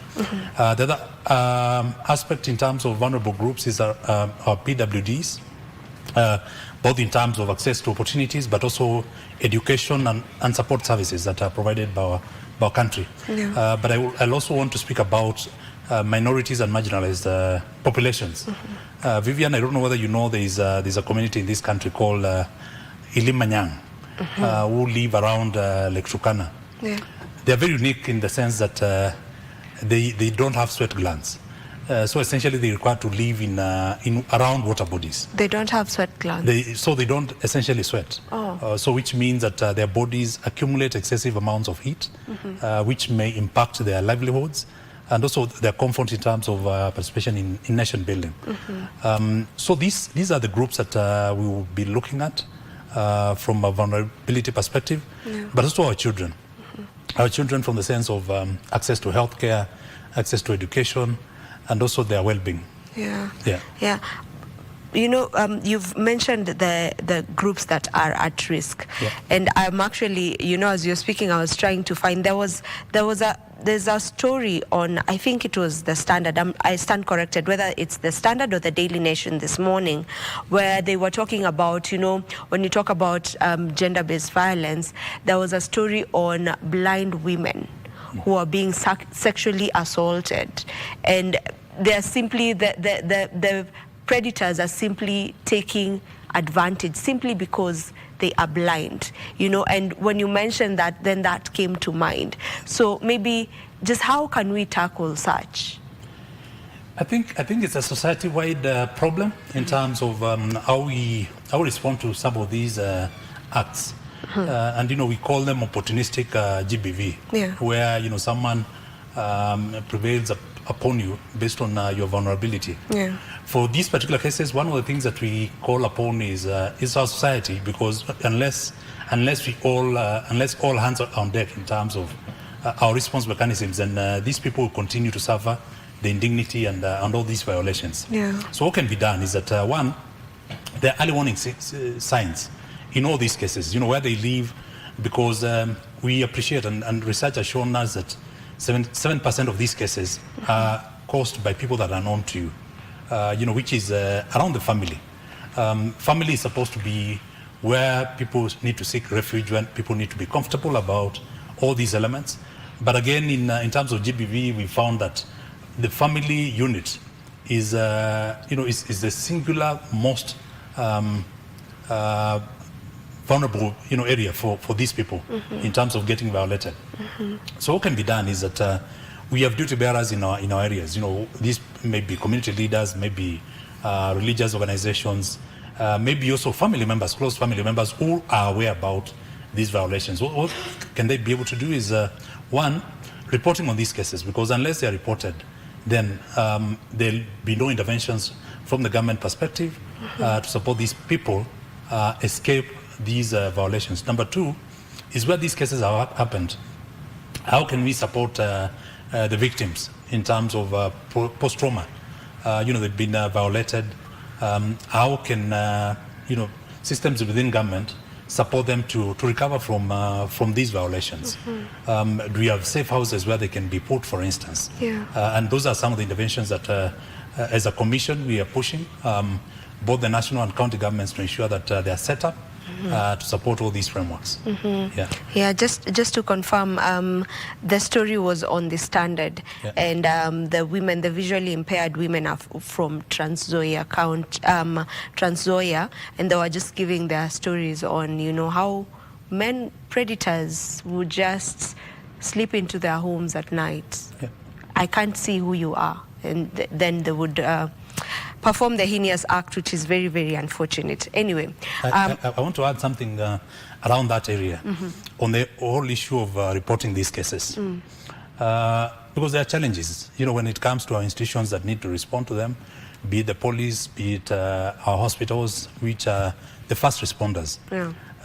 One is that you are talking about a case of a visually impaired person. Imagine a case of a deaf person. How will they even be able to report this case to police, for instance? Are police empowered to, one, understand sign language and be able to also communicate effectively with these people at that point? Because what happens is that they go through double trauma, where, yes, they've been violated, but again, whenever they go to these stations, is that the experience is not as smooth, because there are no people to support them in terms of just the reporting mechanism. There's already the barrier.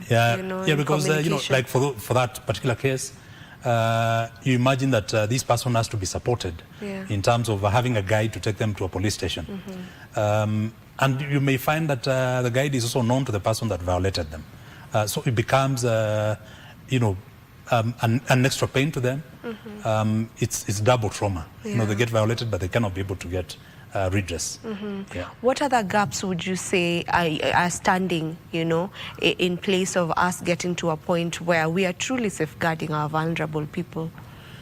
The other gaps is society itself, where we've normalized some of these things. You find in some communities that they do the ADR, alternate dispute resolution, where there's a form of compensation. Yes, we've been violated, but wazees sit around, you're not even there, and agree that the violator pays a fine of 1 goat or 2 goats or 1 sheep. In the Muslim community, it's called masla, and you imagine the scar that remains in the person that has been violated. Yes, wazees have sat around, they've secured this fine, but what happens after that? Because this scar, the trauma still continues to sit with this person. There's no psychosocial support that has been offered to them. The other gap or the other challenge around it is is the fragmented nature of responding to these some of these issues. Will you report to the police? Will you report to a hospital? What is the process? So there's a gap in terms of public education and information on how to respond to these violations. Yeah. Then, last but not least is the judiciary and the judiciary mechanism around, what is the turnaround of these cases? How long does it take? Because if a case of this nature takes 2 years, it's draining to the person because they have to relive that experience. Yes. Every other time they have to come to court and speak about it, it traumatizes them. So preference is if we can be able to have expedited processes. In this country, we've it in law that presidential petitions have to be heard within a certain period of time. How if we put it in law and say that we have specialized courts that are trained, capacity built to be able to handle these cases, and the turnaround is, say 2-3 months, so that the person that is coming to give evidence does not need to come every other time. And relieve it every other time. Relieve it every other time, because again, Vivian, there is the intersection between all these cases and poverty. Rarely will you hear about these violations in well-to-do families. Very minimal cases. So the most vulnerable are the ones who are living in poverty in our rural areas, in our informal settlements, because that is the time that people take advantage of some of the factors that now become triggers. Yeah, and I hope that is actually something that can be looked into, that turnaround time. We have a set time for such cases. Would you say you feel there's progress that has been made this far? I would say yes and no. Because in this age and time, you expect that because as a country we are highly educated, highly exposed in terms of matters around human rights, matters on knowing according dignity to the other human, be it a woman, be it a youth, be it a girl, be it a PWD, be it a minority. That education ought to have contributed immensely towards reduction of most of these cases. But we've not been able to do enough. Two is that on the positive side, I think there's progress. And one of the greatest indicators is the posture from the top. Our president in 2024, December, set out these technical working group because of all these cases on an almost daily basis. We were getting a femicide case. So he set up a technical working group that was looking at both GBV and femicide, to ensure that as a country we can be able to go to the ground and get feedback on what is it that as a country we need to do to address these national crises. And I think the fact that the report has been handed over to the president, now the next step is rolling the wheel, ensuring that action is taken and interventions can be put in good time. Because one case is one too many of a violation or a death that occurs because of all these violations. So, with that you were talking about, when it comes to gender-based violence. So the minority being now the women, right? And the president has tried to do quite a lot, with putting that task force, working force rather, that actually got to present the report to him just previously. Maybe, are there other proper policies in place? Are there proper policies that need to be put in place in order to ensure we are safeguarding, the vulnerable groups? And by vulnerable groups, not just women, all together.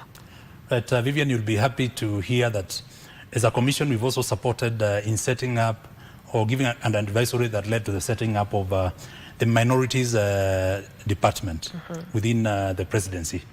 After that was set up, we've worked with the presidency, and on December 10th, the president launched the national policy on minorities, which again addresses, I spoke about Ilmanyang and the rest, the very minorities within our country. So what does that policy do is that it addresses issues on traditional marginalization around both representation and appointments. And to know that there is soon going to be set up a council, a national council that is going to be solely focused on ensuring that these people can be brought to the mainstream of our population, and they can be able to participate rightfully towards national development. Number 2 is around the PWDs, and the president again last year ascended to the PWD Act 2025. And among some of the safeguards is around access to education, access to public services, and ensuring that there is representation both at appointive and also at elective levels. What does that do is that it continues building momentum towards these people, feeling dignified to support our country's development. But beyond that is that the people that come after them will not feel that they are indignified or they are at the bottom of the pyramid. That there are people that they can be able to look up to, and you've been able to see it across the country. Deliberately, the government is doing all these programs to ensure that everyone feels they belong, because like in PWD, we say that they're not different. It's just a different way of being as human beings, and the appreciation of society towards that is going to go a long way in terms of just empowering these populations. For our children, again, there are acts of parliament that have come in place to ensure that they have equal access to education and also dignified living. And all these programs are supporting the government towards ensuring that there's greater inclusion. Yeah. So a lot has been done. It's only a matter of implementation now. Absolutely. And now I wish that we can get velocity towards action. That we don't have to stagger it for a period of time. Our constitution, like for instance, spoke about in terms of fulfillment of representation, that this will be achieved at a certain period of time, gradually. But my wish is that how if we can be able to do it within a shorter period of time. Yeah. There was a time there was a conversation on access for people living with disabilities, specifically those on wheelchairs, and there was a conversation on just us ensuring that they have access to simple things as just moving around, because sometimes it's not very accessible for them to move around the city, and even when they're getting onto matatus and whatnot. There was a conversation around that. What would be your way in on that? I think that has been addressed by the PWD Act 2025. It mandates buildings and public spaces to be accessible, both using ramps, but also ensuring that there is reasonable accommodation to people that have different forms of disabilities. Two, around mobility, in terms of public transport, I wish to report that we are working with the NAMATA. We have active conversations to ensure that our public transport systems, our buses, the people that do bodybuilding for these vehicles have consideration of this and have accessibility as what we call the job zero. Before you think about anything in terms of design, job zero is to ensure that all these are accessible. And just to know that, from a technology perspective, technology is playing a very big role to ensuring that some of these actions can be implemented in terms of movement. Right now, you have applications that can be able to aid someone that is visually impaired, for instance, to be able to navigate independently. Would you say as a commission you have faced or are facing any kind of resistance, especially when it comes to challenging deeply rooted norms? That's expected, because change is never easy. Because for us, we are driving a systemic change where there are deep-rooted practices, for instance, around FGM in some communities. Yes, we know there is an anti-FGM act which outlaws this practice. But you go into some communities and find that, it's deeply rooted. They've gone to the extent of, what we are calling obstetric FGM, where parents are even going to the extent of seeking advice or seeking services of medical practitioners for them to be able to do these practices. So that is one of the biggest challenges for us, because one, we found that enforcement through legal mechanisms may not be able to give us the results.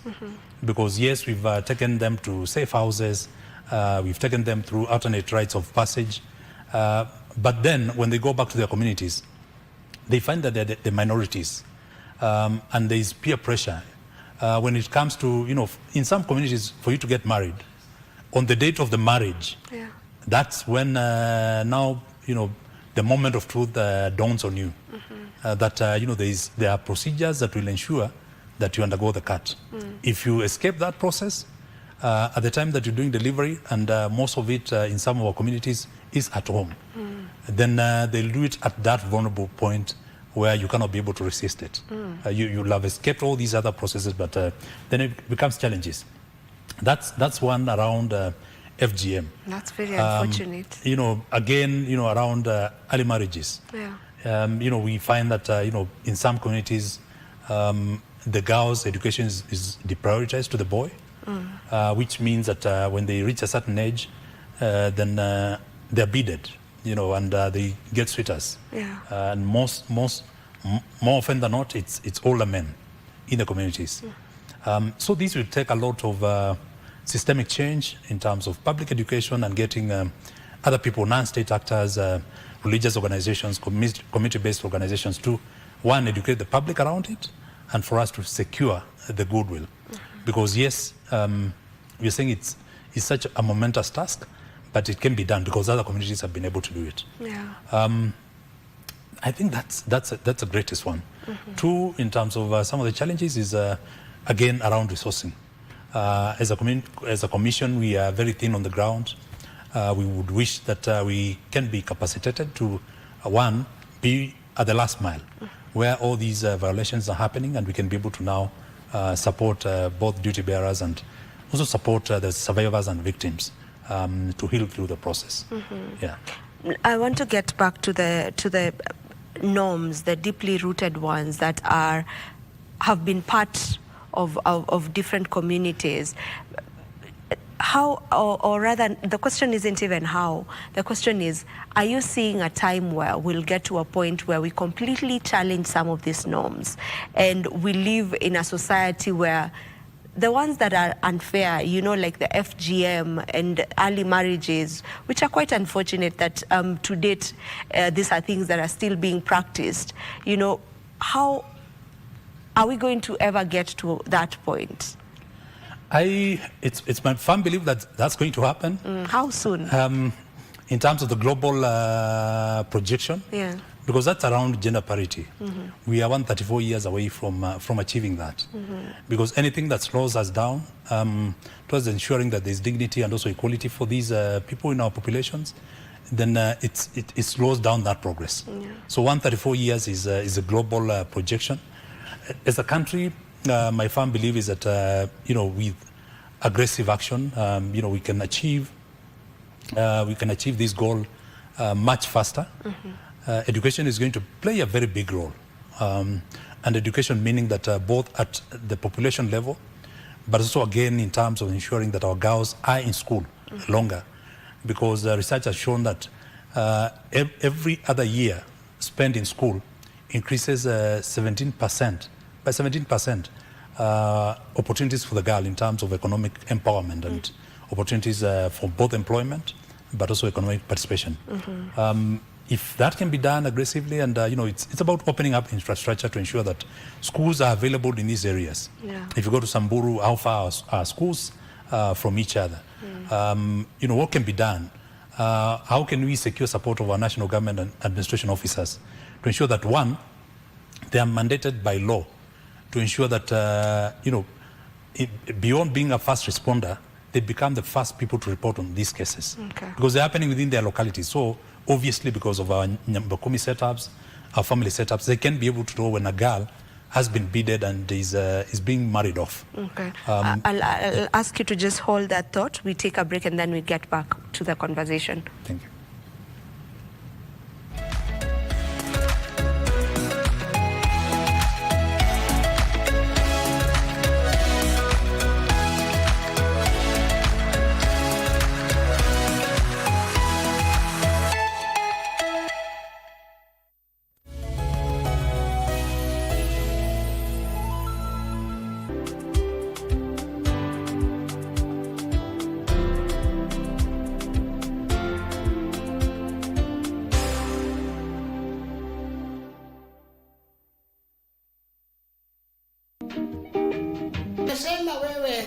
Ni manzi. Manzi ya pasta ama manzi ya nani hapa? Shemanzi. Asha kanisani. Wewe ni muamini wa hiyo kanisa? Hapana. Very nice. Hiyo ni ya kwanza. Maka watu walimheshimiwa. Nimekwambia uulize maswali. Nikieleza hii mahakama, mimi hiyo pesa nilikuja nikachukua nikatoa, nikawa kiondoo ilikuwa imejaa, nikatoa nikaweka kwa mfuko ndio sisimwakike, nitakuwa naeleza mahakama urongo? Sheria ya kanisa pale pakijaa anaruhusiwa kuchukua pesa yote. Sasa ningewacha simwakike mheshimiwa kusema ulikuwa unatoa katika mifuko ya tai. Wewe ni aso wa hiyo kanisa? Aje hapana, mimi ni Islam. Very good. Walk out. Usiniletee Kiislamu hapa. Arda? Yes. This is a conversation about changing systems, rebuilding dignity, and of course, proving that there definitely is life beyond the bars. Shock on me. This officer says to me, I'm actually here to arrest you. From that point on, the wrongful prosecution begins. I am a convicted felon in this country. The friends I had, all the contacts, everyone has disappeared. So reality checks in.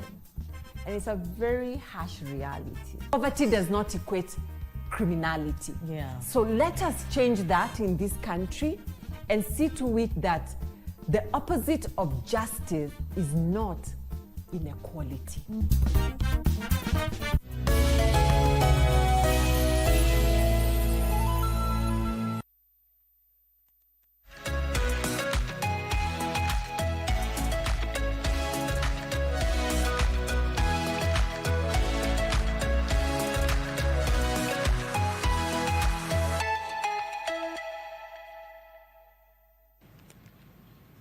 I thank you for staying with us. Before we took that break, Honorable Nzomo, you were just letting us in or just talking to us on matters education and how that can be used in order for us to just challenge these norms that are so deeply rooted, for us to be able to just get rid of them. Right. So thanks a lot, Vivian. In terms of education, one is to the curricula is a core area of study. But we, as a commission, we did a study, or pilot study with support from JICA last 2-3 years, with a pilot that ran in Nairobi and Machakos, where we did gender clubs. You know, it's mixed schools. We use karate as one of the media, you know, in terms of joint training. Both for the girls as a defense mechanism, but also for discipline for both parties. Beyond that is that we also introduce a board game, and I'll be more than glad to, you know, one of these days come to the studio and show it to you. So what does this do? Is that it creates sensitization around these youth at a very young age, in terms of respect for dignity and rights for both gender.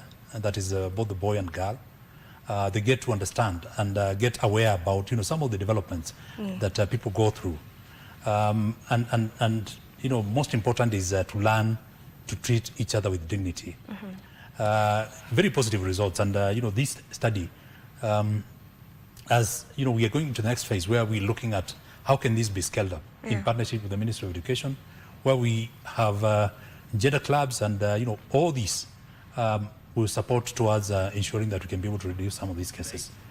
Beyond that is, you know, what I spoke about curricula. Because unless it's inculcated in us very early, then we also grow up in a society that sees the opposite gender as, in some communities, as equal to children. You know, we treat our women as, you know, in equal terms as the way we would treat kids. So if we put it in curricula, then from a very early age, our kids will learn that, you know, we are all humans, and they will grow up respecting the dignity of the other persons and their role in terms of nation building and also participation in our society. Okay. Do we have data? You know, data on all of these things that you're talking about? For example, when it comes to the teen marriages, you know, do we have data on all of this? I would say that data is one of the biggest problems, the biggest challenge that we have as a country on especially GBV. But allow me to speak about probably around early, teen pregnancies, because it's so a menace in some of our counties. If you go to most of our hospitals, we had a visit in Laikipia County, and more than 60% of births there, it's teen pregnancies, meaning kids that ought to be in school, but they've become mothers. Mothers, where it's mostly cases of defilement, which go unreported. So this 60% of teen mothers is 60% defilement cases that are happening in our villages. The Ministry of Education has numbers. They shared around 21,000 cases last year. And what happens is that most of these girls never go back to school. So meaning that they end up getting married early. They get into complications because them having not finalized their education journey is that they also become vulnerable. They increase the cycle of poverty, that they cannot access decent jobs. They become home builders, and as they become home builders, then that's an area of vulnerability that they cannot be able to support their families and themselves. So when they get violated, instead of seeking redress, most of the times they just sit in. Allow me to cut you short. Yeah. We need to head to State House, where the swearing in of the Court of Appeal judges is taking place right now. If we can just go directly to State House, Nairobi, where the president is in charge of that, the swearing in of the new Court of Appeal judges.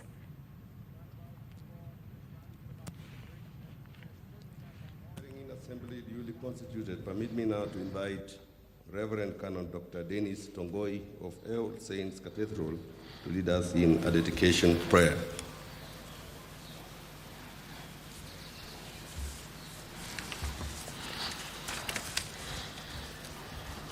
Righteous Father, Judge of all the earth, Fountain of wisdom and source of justice, today with gratitude and reverence, we present before you the 15 newly appointed judges of the Court of Appeal.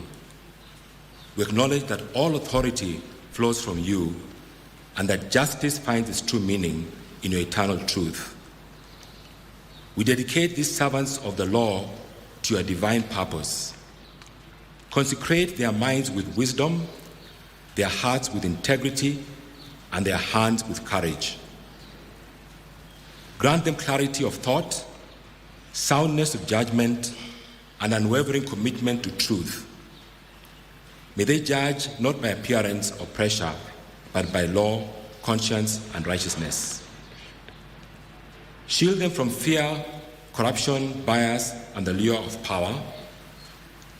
Strengthen them to stand firm where justice is tested, to speak truth where silence is tempting, and to uphold the Constitution without favor or prejudice. May their court be a sanctuary of justice, their decisions a pillar of stability, and their legacy a testament to fairness and courage.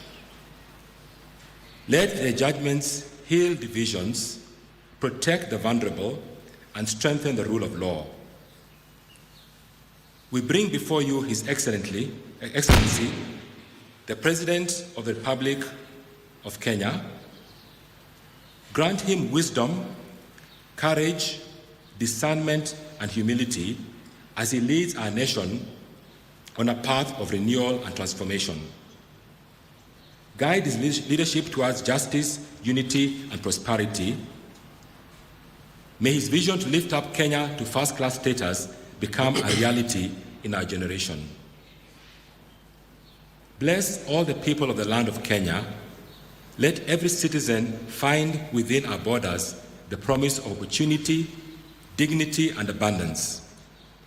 May Kenya truly become a nation of plenty, where hard work is rewarded, justice is assured, and hope is restored to every home.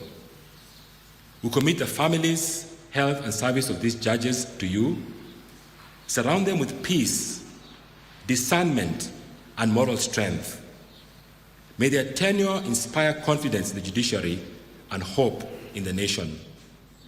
Above all, may they serve not for glory, but for the dignity of the people and the honor of the law. We dedicate them to you, O righteous Judge, for the good of Kenya and the generations to come.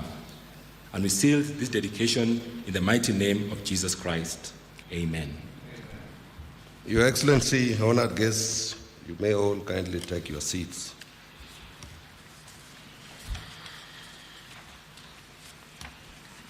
Your Excellency, the President, Your Excellency, the Deputy President, Your Ladyship, the Chief Justice, the Honorable Attorney General and Cabinet Secretaries present, the Deputy Chief Justice, the leadership of Parliament led by the Majority Leader, all members of the Judicial Service Commission, the President of the Law Society of Kenya, Court of Appeal judges, designate chairpersons, and members of constitutional commissions present, honored guests, distinguished ladies and gentlemen, good morning and welcome to this state ceremony, which marks an important milestone for our nation and for all who labor in the administration of justice. Your Excellency, sir, this state ceremony is convened pursuant to Article 74 of the Constitution for the swearing in of the 15 newly appointed judges of the Court of Appeal. Sir, the appointment of the judges was preceded by the recommendation of the Judicial Service Commission as transmitted to Your Excellency by the Chief Justice Vide, a transmittal reference Hajar/RT/31/054-6, received here on Friday, 23rd January 2026. On receipt and consideration of the recommendations of the Judicial Service Commission, Your Excellency appointed the 15 candidates recommended for appointment as judges of the Court of Appeal. This appointment was made on 27th January 2026, as notified through Kenya Gazette Notice number 1000 of 2026. Sir, this ceremony therefore serves to fulfill the constitutional duty arising pursuant to Article 74 of the Constitution, which provides that before assuming a state office, acting in a state office, or performing any function in a state office, a person shall take and subscribe the oath or affirmation of office. End of quote.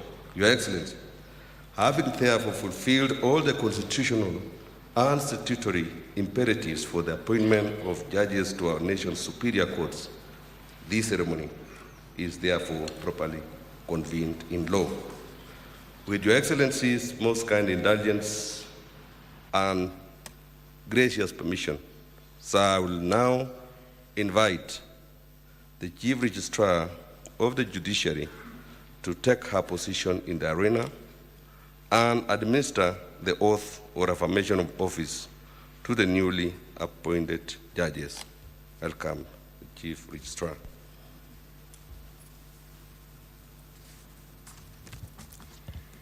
Your Excellency, the President of the Republic of Kenya and Commander-in-Chief of the Defense Forces, Honorable William Samoei Ruto, the Honorable Chief Justice and President of the Supreme Court of Kenya, Honorable Justice Martha Koome, the Honorable Deputy Chief Justice and Vice President of the Supreme Court of Kenya, Honorable Justice Philomena Betemwilu,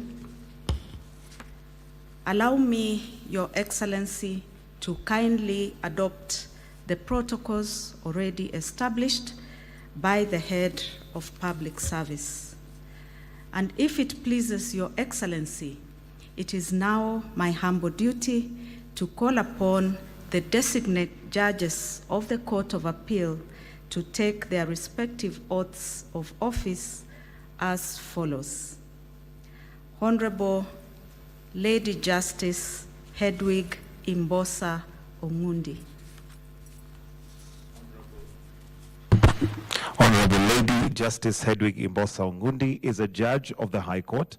Her career in the judiciary spans over 40 years. She joined the magistracy in 1985 upon her admission to the bar. She holds a postgraduate diploma in law from the Kenya School of Law, a Bachelor of Laws degree from the University of Nairobi. Her professional affiliations include memberships to the Kenya Magistrates and Judges Association, the East African Magistrates and Judges Association, the International Women Judges Association Kenya, and the International Association of Refugee Law Judges.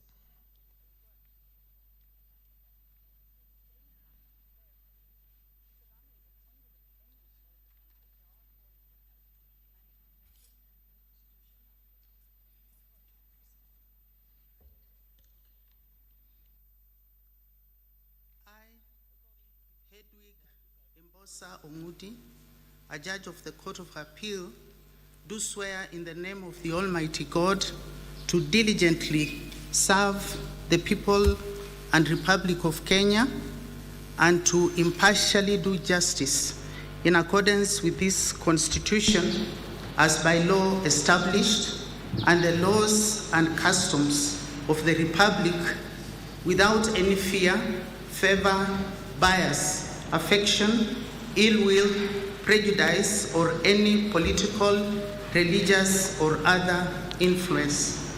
In the exercise of the judicial functions entrusted to me, I will at all times and to the best of my knowledge and ability protect, administer, and defend this Constitution with a view to upholding the dignity and the respect for the judiciary and the judicial system of Kenya and promoting fairness, independence, competence, and integrity within it. So help me God.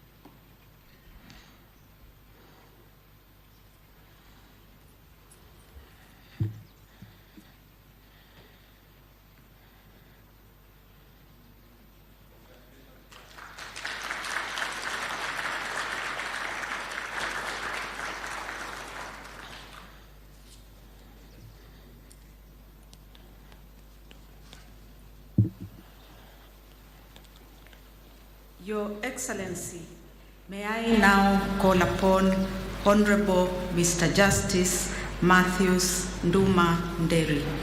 Honorable Mr. Justice Matthews, a judge of the Employment and Labor Relations Court. He has a legal career spanning over 30 years, having signed a role of advocate in 1998. Upon his appointment in 2012, Honorable Mr. Justice Nderi served as a principal judge until 2017. He holds a Master's of Law degree from the University of Stellenbosch, South Africa, a postgraduate diploma in law from the Kenya School of Law, a Bachelor of Law degree from the University of Nairobi, a diploma in business organization and management, a diploma in human resource management from the South African Institute of Management.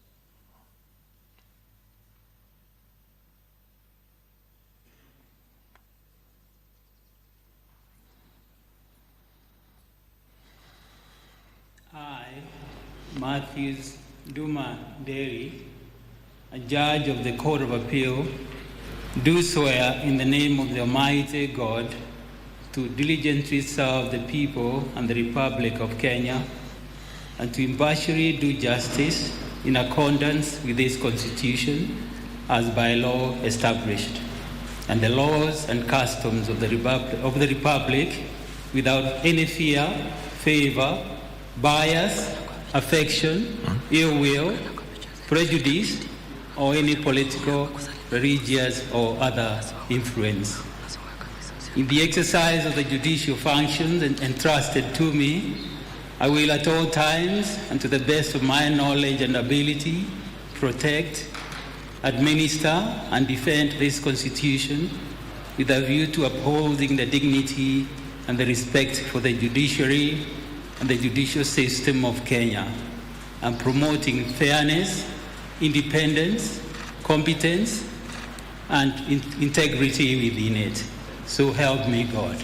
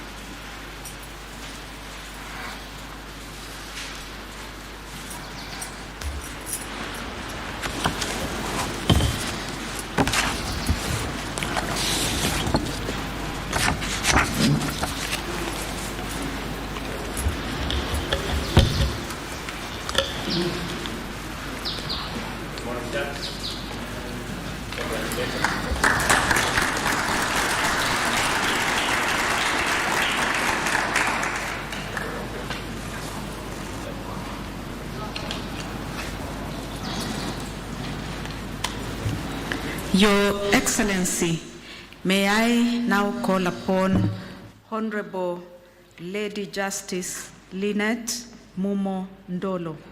Honorable Lady Justice Lynette Mumo Ndolo is a judge of the Employment and Labor Relations Court.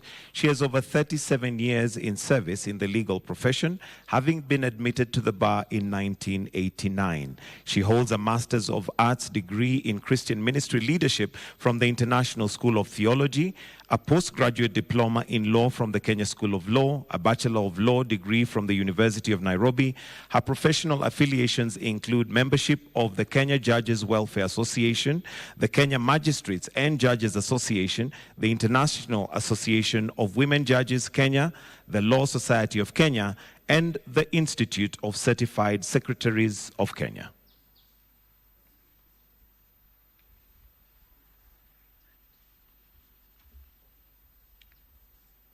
I, Lynette Mumo Ndolo, a judge of the Court of Appeal, do swear in the name of the Almighty God to diligently serve the people and the Republic of Kenya and to impartially do justice in accordance with this Constitution as by law established and the laws and customs of the Republic without any fear, favor, bias, affection, ill will, prejudice, or any political, religious, or other influence. In the exercise of the judicial functions entrusted to me, I will at all times and to the best of my knowledge and ability protect, administer, and defend this Constitution with a view to upholding the dignity and the respect for the judiciary and the judicial system of Kenya and promoting fairness, independence, competence, and integrity within it. So help me God.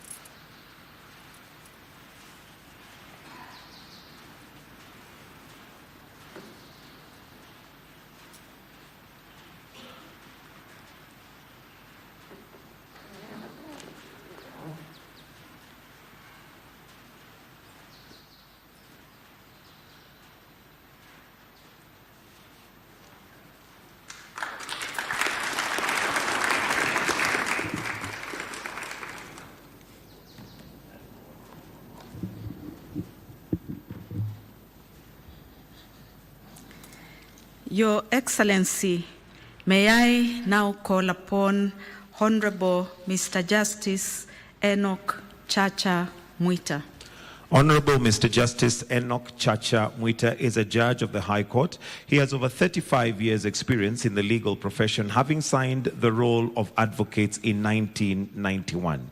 Honorable Mr. Justice Enoch Chacha Mwita was feted on various occasions in recognition of his outstanding work on the bench. These include the 2023 Judicial Integrity Award by the Transparency International and the 2025 C.B. Madden Award. He holds a postgraduate diploma in law from the Kenya School of Law and a Bachelor of Law degree from the University of Nairobi.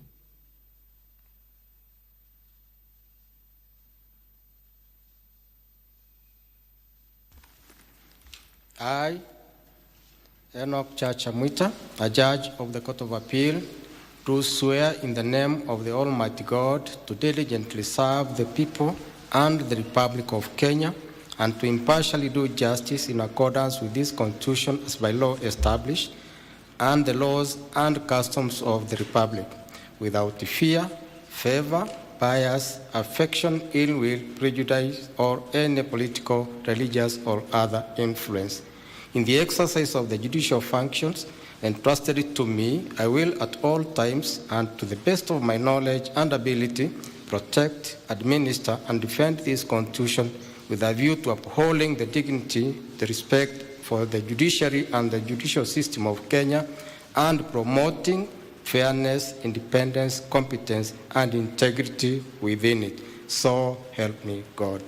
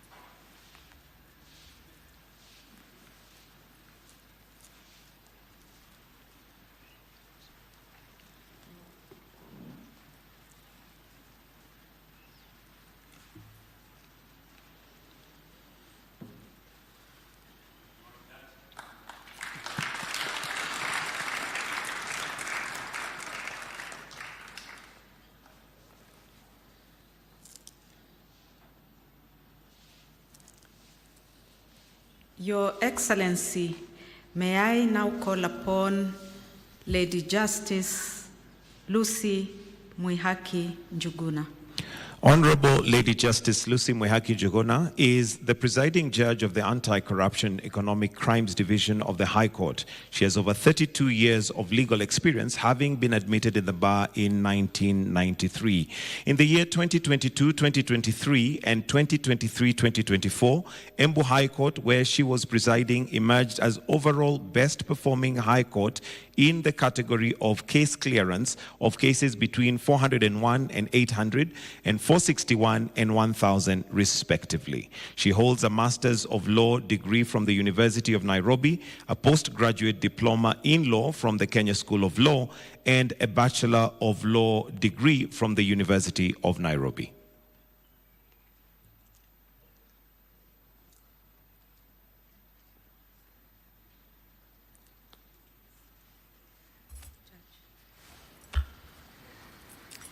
I, Lucy Mwihaki Njuguna, a judge of Court of Appeal, do swear in the name of the Almighty God to diligently serve the people and the Republic of Kenya and to impartially do justice in accordance with this Constitution as by law established and the laws and the customs of the Republic without any fear, favor, bias, affection, ill will, prejudice, or any political, religious, or other influence. In the exercise of the judicial functions entrusted to me, I will at all times, and to the best of my knowledge and ability, protect, administer, and defend this Constitution with a view to upholding the dignity and the respect for the judiciary and the judicial system of Kenya and promoting fairness, independence, competence, and integrity within it. So help me God.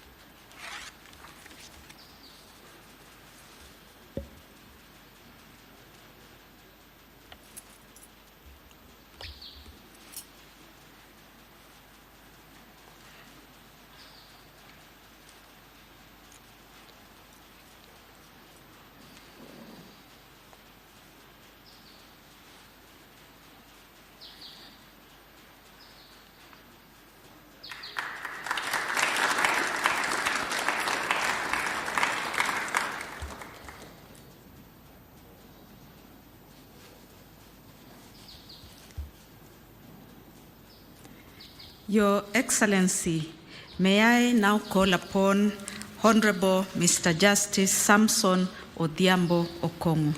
Honorable Mr. Justice Samson Odhiambo Okongo is a judge of the Environment and Lands Court. He has over 33 years' experience, having signed the role of advocate in 1993.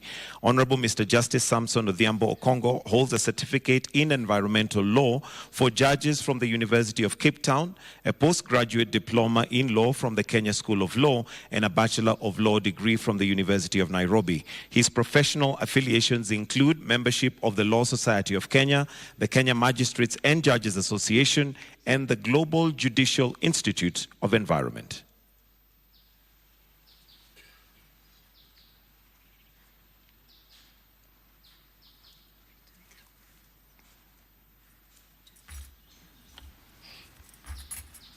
I, Samson Odhiambo Okongo, a judge of the Court of Appeal, do swear in the name of the Almighty God to diligently serve the people and the Republic of Kenya, and to impartially do justice in accordance with this Constitution as by law established, and the laws and customs of the Republic, without any fear, favor, bias, affection, ill will, prejudice, or any political, religious, or other influence.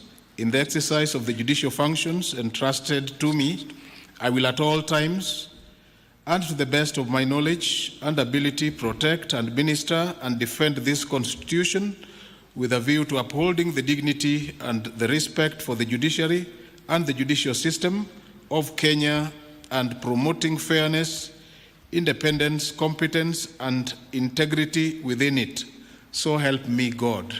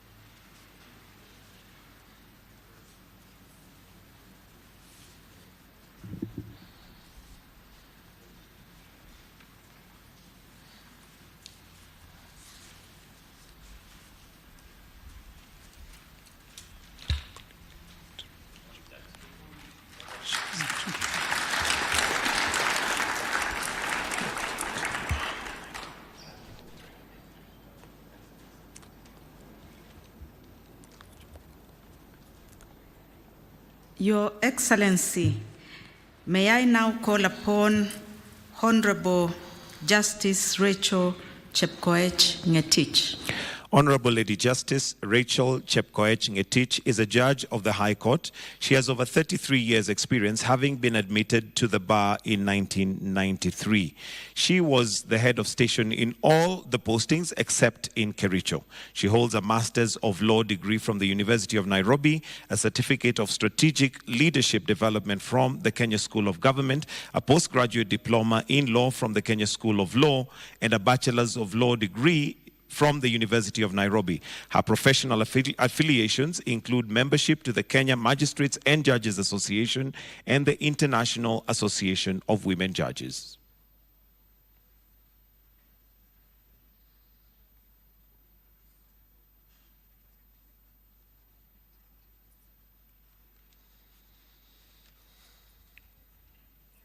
I, Rachel Chepkoech Ngetich, a judge of the Court of Appeal, do swear in the name of the Almighty God to diligently serve the people and the Republic of Kenya, and to impartially do justice in accordance with this Constitution as per law established, and the laws and customs of the Republic, without any fear, favor, bias, affection, ill will, prejudice, or any political, religious, or other influence.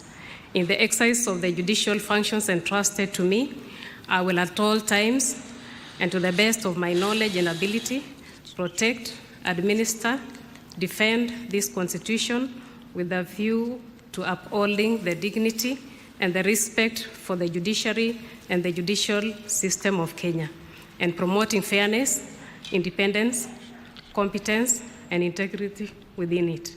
So help me God.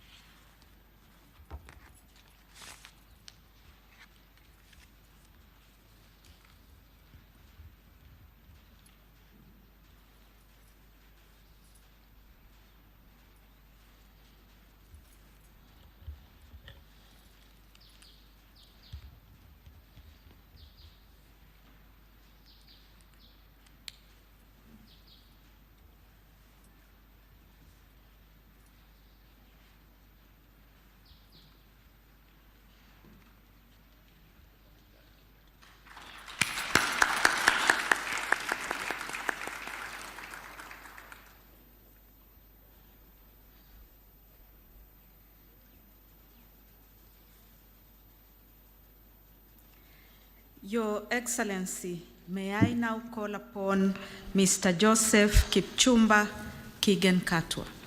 Mr. Joseph Kipchumba Kigen-Katwa is an advocate of the High Court of Kenya and a senior counsel. He has over 30 years' experience, having been called in the bar in 1996. In recognition of his exemplary service rendered to the nation in the legal profession and in honor of his esteemed contribution to the law and development, Mr. Katwa was conferred with the rank and dignity of Senior Counsel on the 11th December 2025. Mr. Joseph Kipchumba Kigen-Katwa has a Master of Law degree from the University of Nairobi, a postgraduate diploma in law from the Kenya School of Law, and a Bachelor of Law degree from the University of Nairobi. His profession affiliations include membership to the Law Society of Kenya, the Bar Association of the International Criminal Court, where he was elected to serve in the Professional Standards Advisory Committee.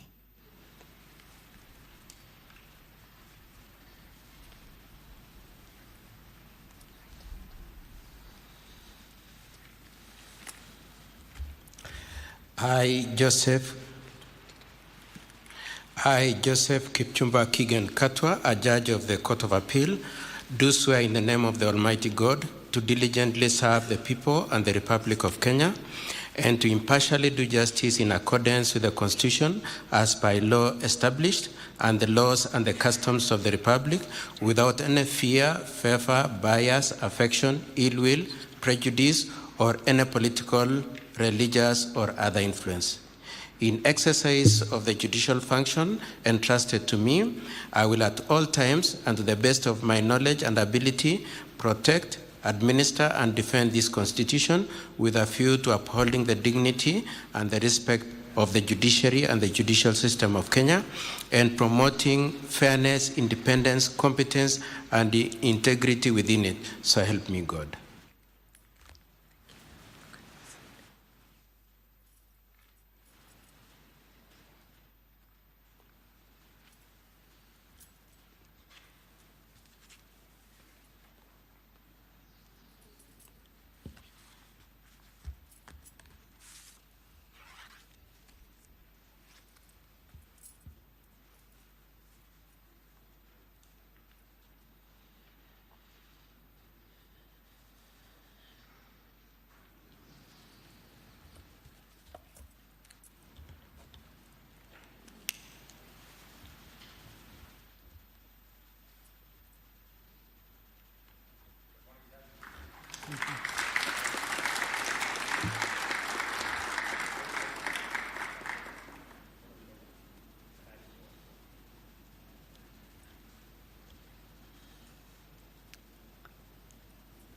Your Excellency, may I now call upon Honorable Mr. Justice Stephen Anderson Radido Okio. Honorable Mr. Justice Stephen Anderson Radido Okio is a judge of the Employment and Labor Relations Court. He has over 31 years' experience, having signed the role of advocate in 1995. Out of his dedication, he was recognized 3 times as the best performing judge, the presiding judge of the most consistent top-performing employment and labor relations court during the past 5 years. He holds a Master of Law degree from the University of South Africa, a postgraduate diploma in law from the Kenya School of Law, and a Bachelor of Law degree from the University of Nairobi. His professional affiliations include membership to the Kenya Magistrates and Judges Association.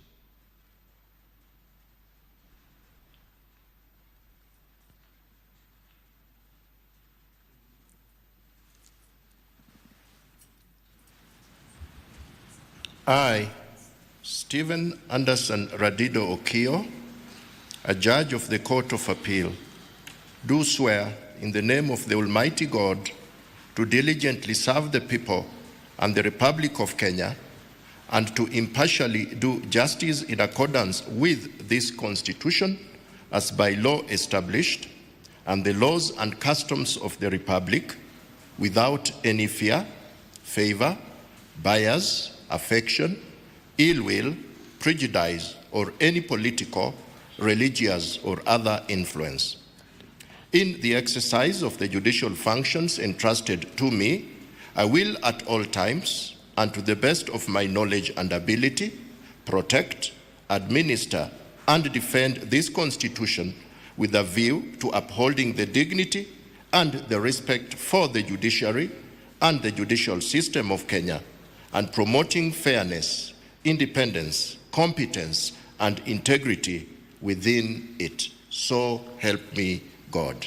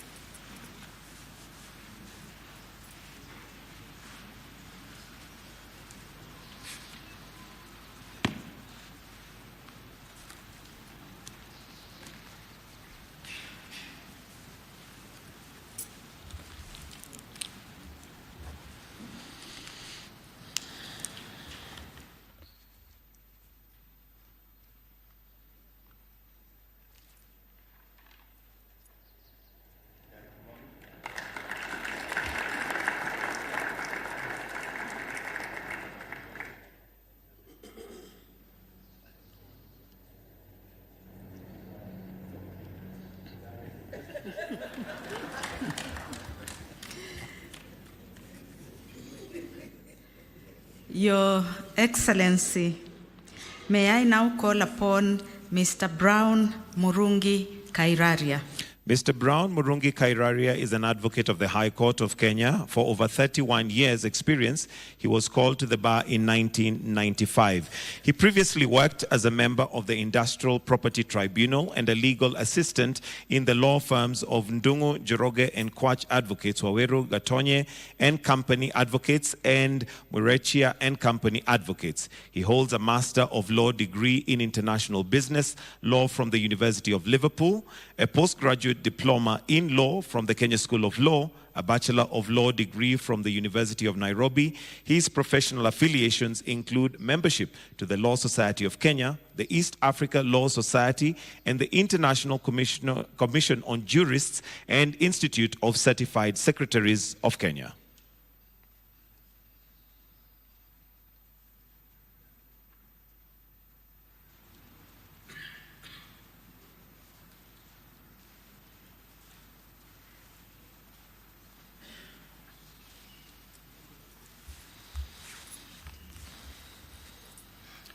I, Brown Murungi Kairaria, a judge of the Court of Appeal, do swear in the name of the Almighty God to diligently serve the people and the Republic of Kenya, and to impartially do justice in accordance with this Constitution as by law established, and the laws and customs of the Republic, without any fear, favor, bias, affection, ill will, prejudice, or any political, religious, or other influence.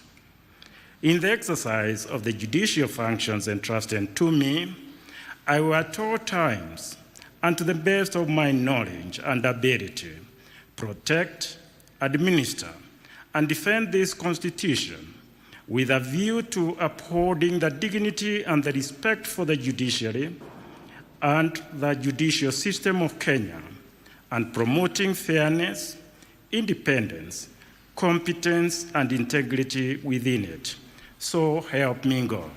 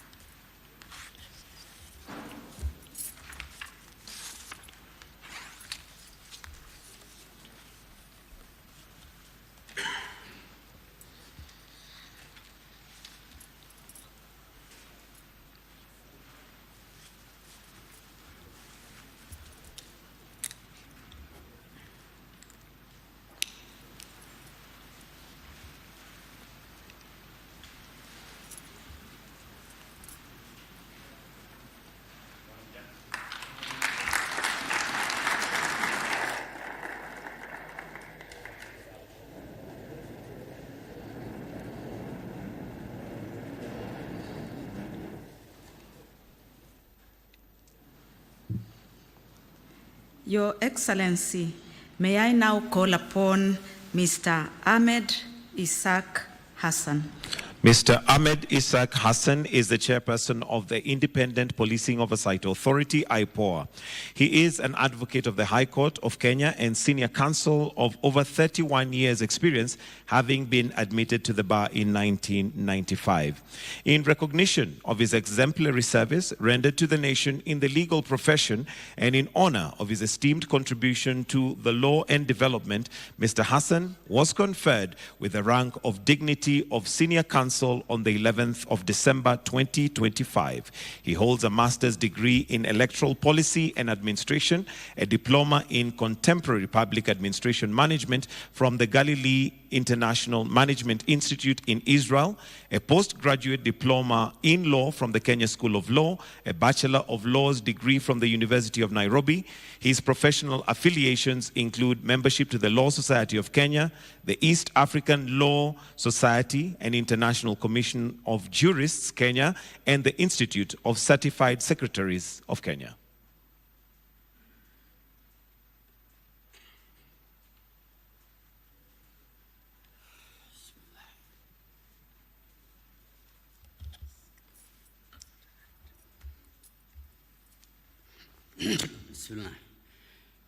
I, Ahmed Isaac Hassan, a judge of the Court of Appeal, do swear in the name of the Almighty God to diligently serve the people and the Republic of Kenya and to impartially do justice in accordance with this Constitution as by law established and the laws and customs of the Republic without any fear, favor, bias, affection, ill will, prejudice, or any political, religious, or other influence.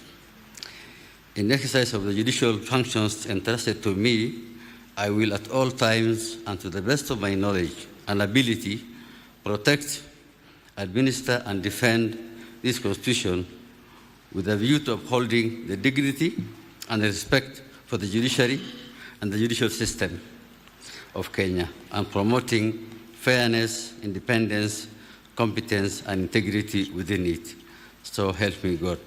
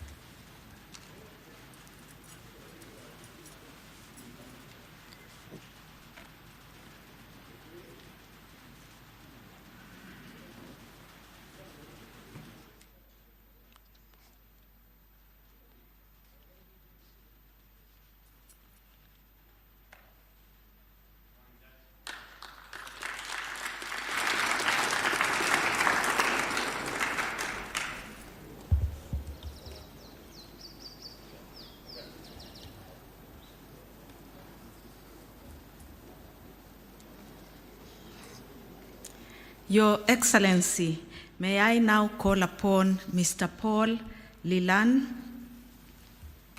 Mr. Paul Lilan is the chairperson of the Capital Markets Tribunal. He is an advocate of the High Court of Kenya and a senior counsel of over 30 years' experience. He was called to the bar in 1996.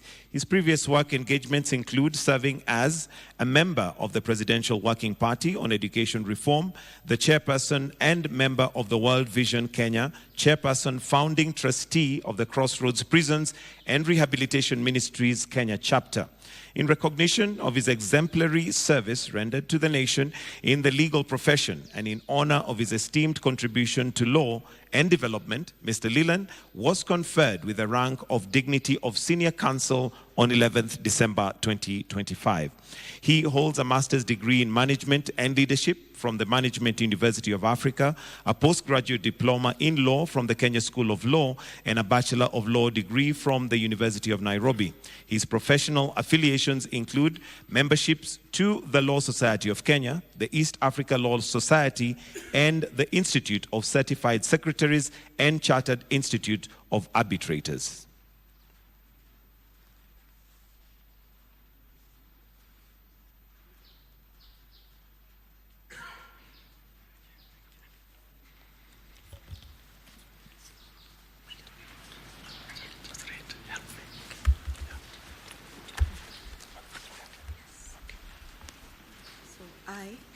I, Paul Lilan, a judge of the Court of Appeal, a judge of the Court of Appeal, do swear in the name of the Almighty God do swear in the name of the Almighty God to diligently serve the people and the Republic of Kenya, to diligently serve the people and the Republic of Kenya, and to impartially do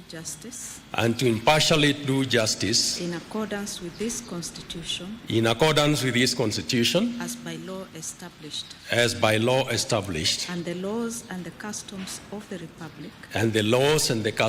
Republic, without any fear, favor, bias, affection, ill will, prejudice, or any political, religious or other influence. In the exercise of the judicial functions entrusted to me, I will at all times, and to the best of my knowledge and ability, protect, administer, and defend this Constitution with a view to upholding the dignity and the respect for the judiciary and the judicial system of Kenya, and promoting fairness, independence, competence, and integrity within it. So help me God. So help me God.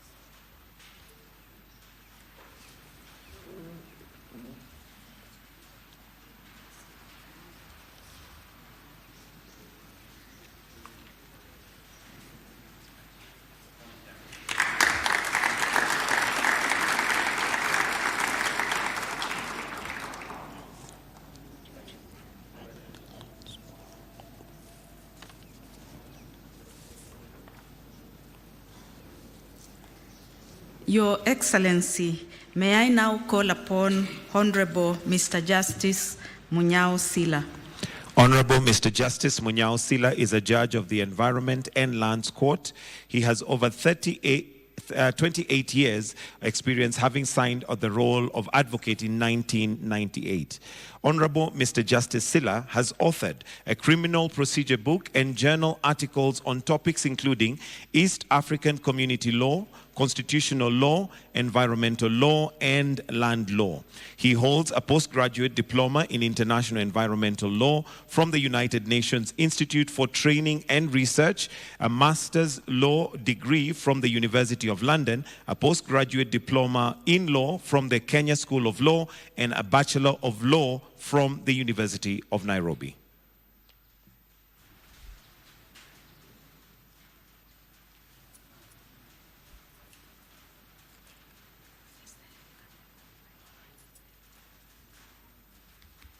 I, Munyao Silla, a judge of the Court of Appeal, do swear in the name of the Almighty God to diligently serve the people and the Republic of Kenya and to impartially do justice in accordance with this Constitution as by law established and the laws and customs of the Republic, without any fear, favor, bias, affection, ill will, prejudice, or any political, religious, or other influence.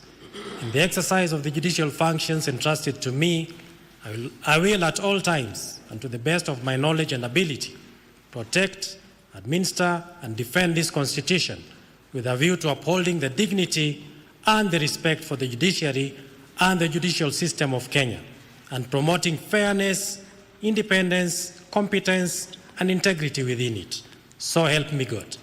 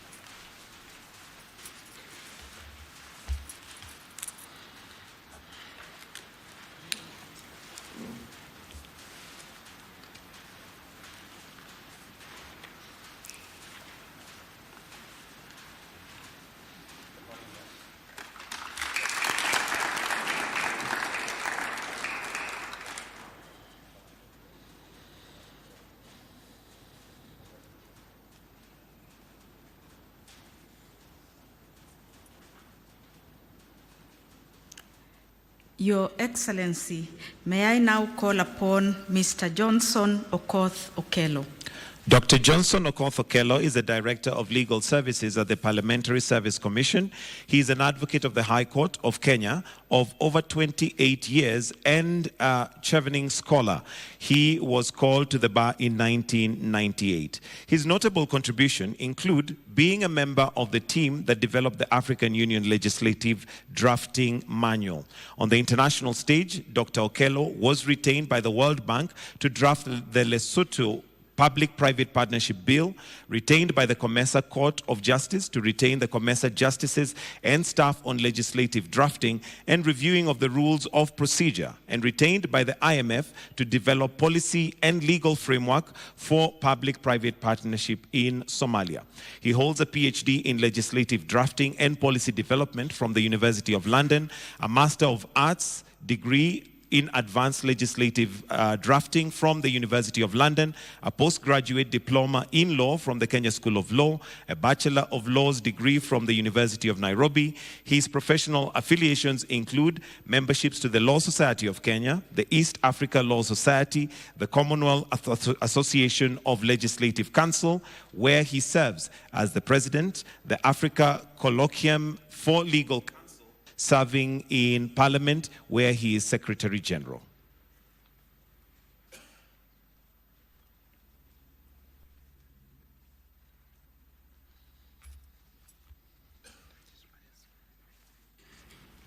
I, Johnson Okoth Okello, a judge of the Court of Appeal, do solemnly affirm to diligently serve the people and the Republic of Kenya and to impartially do justice in accordance with this Constitution as by law established, and the laws and customs of the Republic without any fear, favor, bias, affection, ill will, prejudice, or any political, religious, or other influence.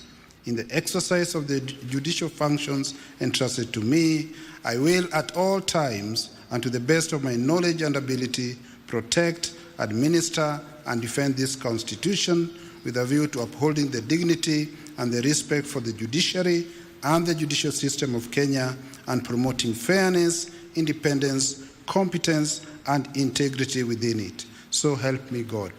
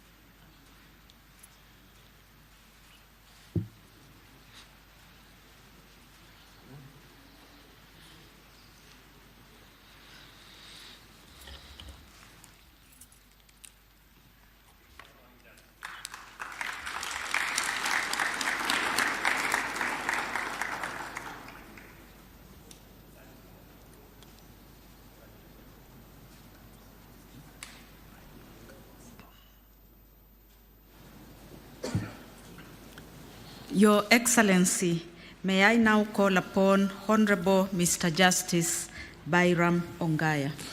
Honorable Mr. Justice Byram Ongaya is the principal judge of the Employment and Labor Relations Court. He has 26 years of experience, having signed the role of advocate in the year 2000. He has authored various professional and academic writings.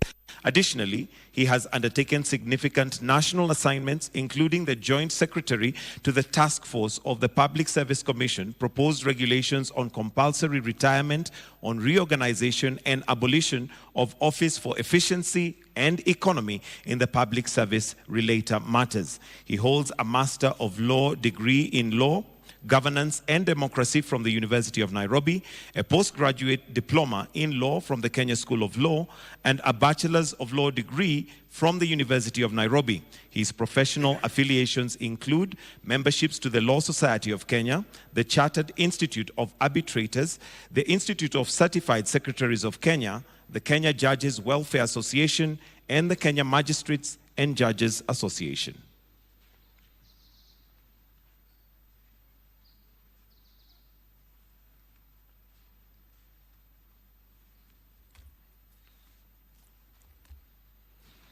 I, Byram Ongaya, a judge of the Court of Appeal, do swear in the name of the Almighty God to diligently serve the people and the Republic of Kenya, to impartially do justice in accordance with this Constitution as by law established, and the laws and customs of the Republic without any fear, favor, bias, affection, ill will, prejudice, or any political, religious, or other influence. In the exercise of the judicial functions entrusted to me, I will at all times, and to the best of my knowledge and ability, protect, administer, and defend this Constitution with the view of upholding the dignity and the respect for the judiciary and the judicial system of Kenya, and promoting fairness, independence, competence, and integrity within it. So help me God.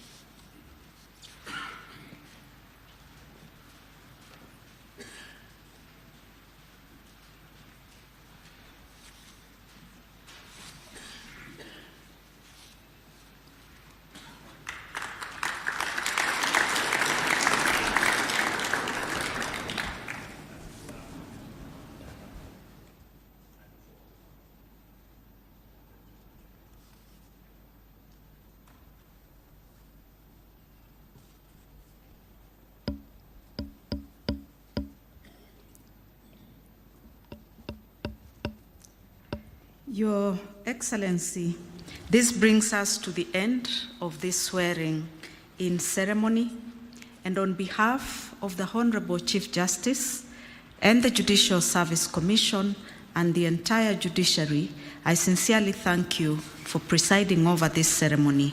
I now hand over the program to the head of the public service. Thank you. Thank you, Madam Chief Registrar of the Judiciary. Your Excellency, sir, through your presidential action in appointing these judges, the Court of Appeal has attained a historic complement of 42 judges. This is the highest number ever since the birth of this great republic. This executive action advances the cause of justice and reinforces the foundations of the rule of law. Your Excellency, sir, distinguished ladies and gentlemen, may all arise for the ceremonial fanfare marking the appointment of the newly appointed judges.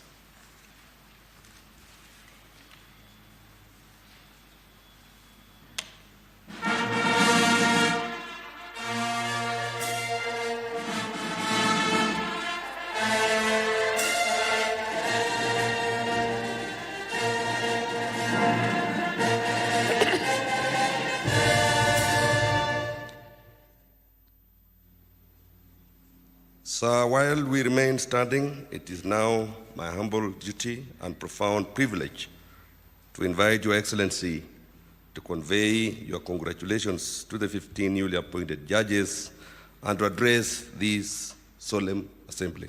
Your Excellency. Thank you very much. Let's take our seats.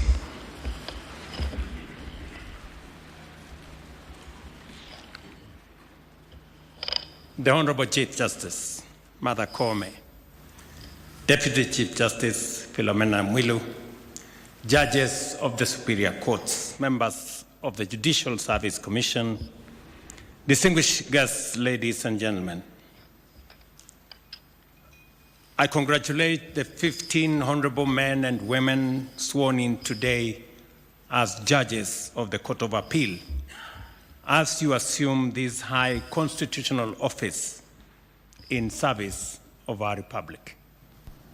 Your appointment carries immense responsibility and profound national consequence.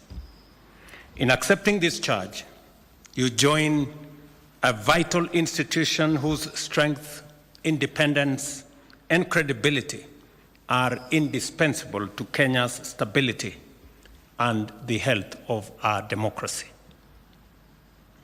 I'm encouraged to note that in recent years, the Court of Appeal has progressively strengthened its institutional capacity through a deliberate and structured appointment process.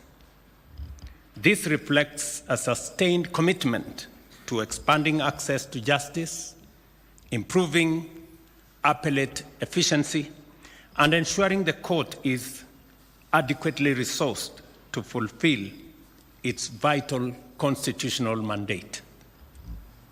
In 2022, 11 judges were appointed to the Court of Appeal, 4 of whom I appointed immediately upon assuming office on the 15th of September 2022. This appointment of 15 additional judges, therefore, represents one of the most significant single reinforcements of the court in recent history. It demonstrates our collective resolve to reduce the backlog of appeal cases, shorten time required to resolve disputes, and strengthen public confidence in the administration of justice. This expansion also comes at a critical moment. As of December 2025, the Court of Appeal was managing a pending caseload of 14,300 matters, with an overall case clearance rate of 68%. These figures indicate that while progress has been made, existing judicial capacity has not yet fully matched the growing inflow of cases, particularly in high-volume stations. That is why this administration has consistently committed resources to strengthen the judiciary's human capital, ensuring it has the capacity, skills, and institutional depth required to effectively deliver on its constitutional mandate. In the High Court, a total of 60 new judges will have been appointed by March this year, comprising 20 in December 2022, 20 in May 2024, and an additional 20 through the recruitment process scheduled to begin next week on the 4th of February. At the same time, the Judicial Service Commission has recruited a total of 168 resident magistrates, significantly strengthening service delivery at the lower levels. These appointments are enhancing judicial capacity where it is most needed and easing pressure across the judicial system. Our support for the judiciary, however, goes very well beyond judicial appointments. In the 2023-2024 financial year, we increased the judiciary's budgetary allocation from 18.8 billion Kenya shillings to 21.8 billion. This commitment has been sustained and strengthened over the past 3 years, with the allocation rising to 26.9 billion in the current financial year. Equally important is the welfare and security of judicial officers.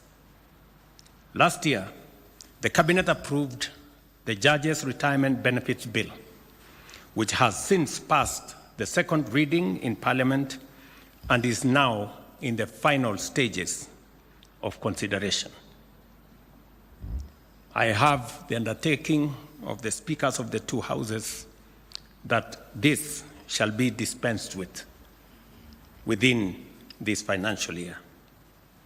Once enacted, this legislation will establish a dedicated pension and retirement benefits framework for judges of the superior courts, providing enhanced benefits including pensions, gratuities, medical cover, and related protections to safeguard judicial independence and ensure dignified and secure retirement. Even as we provide this support, we issue a clear and respectful challenge to the judiciary. With the expanded capacity, improved resourcing, and strengthened welfare, Kenyans rightly expect faster case resolution, consistent and coherent jurisprudence, and decisions that reflect both constitutional fidelity and a genuine appreciation of the lived realities of our people. The authority entrusted to judges is immense, and it must be exercised with diligence, wisdom, restraint, and uncompromising commitment to justice, as I have heard each and every one of you take the oath of office. I reaffirm without qualification that this administration respects and will continue to protect the independence of the judiciary. Courts are constitutionally mandated to interpret and apply the law, to uphold the supremacy of the Constitution, and to protect the rights and freedoms of every Kenyan. That said, it is the nature of democracy that we will not always agree with every decision of the courts. And I have been candid about this reality. On certain occasions, I have questioned judicial decisions that appear to impede the implementation of critical public policy priorities. And I have raised concern where some rulings seemed to cross into the realm of judicial overreach, or even, as some say, tyranny. These concerns are neither expressed lightly nor out of disregard or contempt for the courts. It is out of duty to speak honestly and candidly about the consequences such decisions have on the lives and livelihoods of the Kenyan people. Even so, and notwithstanding these differences of opinion, this administration has consistently respected court decisions. Where we have been dissatisfied, we have chosen the lawful path of appeal where available, rather than defiance or disregard of court orders. And I want to give you my undertaking that this administration will not disregard any court rulings. At all times and in all circumstances, we remain guided by one immutable principle, that the rule of law must prevail, because without it, no policy, no program, and no government, and no country can endure. Once again, congratulations to the newly appointed judges of the Court of Appeal.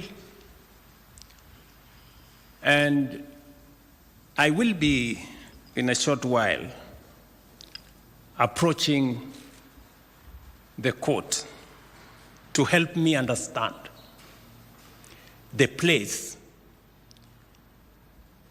of a policy document called a manifesto.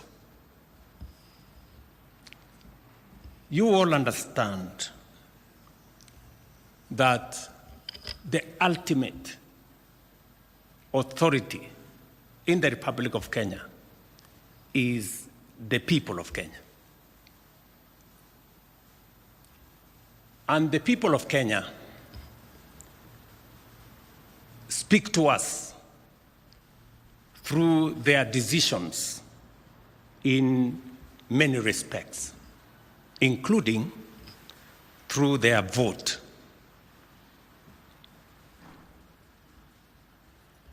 I will want to understand when the people of Kenya vote for a manifesto, and a manifesto is endorsed as a policy document by millions of Kenyans. Where does that manifesto stand when the implementation of that manifesto is challenged, sometimes on account of public participation, to the detriment of millions who voted for it? I think as we grow our jurisprudence, I think it's a good thing to try and help us, all of us, understand, because progressively we want to move away from our political discourse being around personalities or being about individuals, and more towards policies, programs, ideas that get captured in a manifesto upon which a government is established. I will be respectfully approaching the court to help all of us understand, so that Maybe if the manifesto is not very important, so we stop wasting time putting it together. We can go and campaign as individuals. But the people of Kenya, from what I hear, they want to elect leaders on the basis of what they stand for and what they intend, how they intend to change our country and their lives.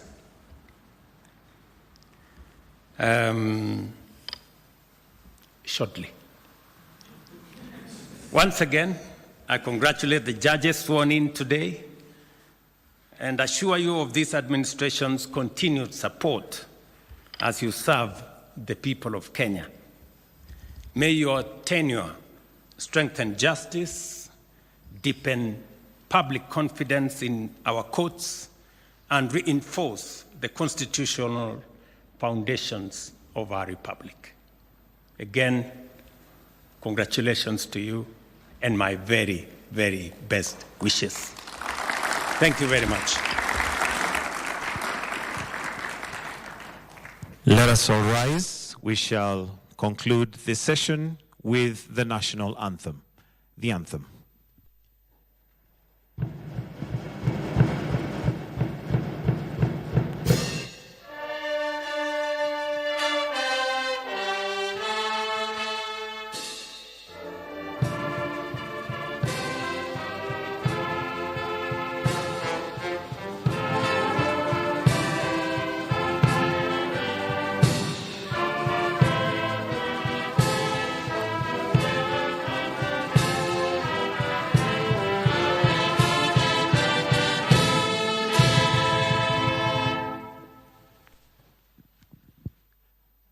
Seek your indulgence, Your Excellency, for a few photo frames. May we take our seats kindly, briefly? And the first photo, Your Excellency, with your permission, allow me to invite all the judges that have been sworn in to take a picture with His Excellency. A standing photo. So all the judges that have been sworn in, kindly let's...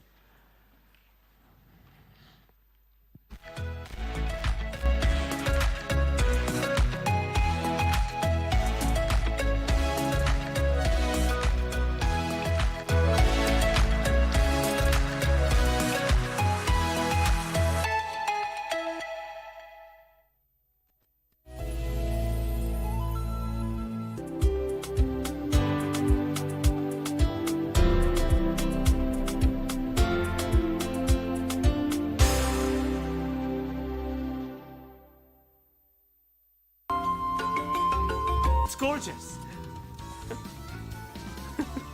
Come on, 3, 2, 1.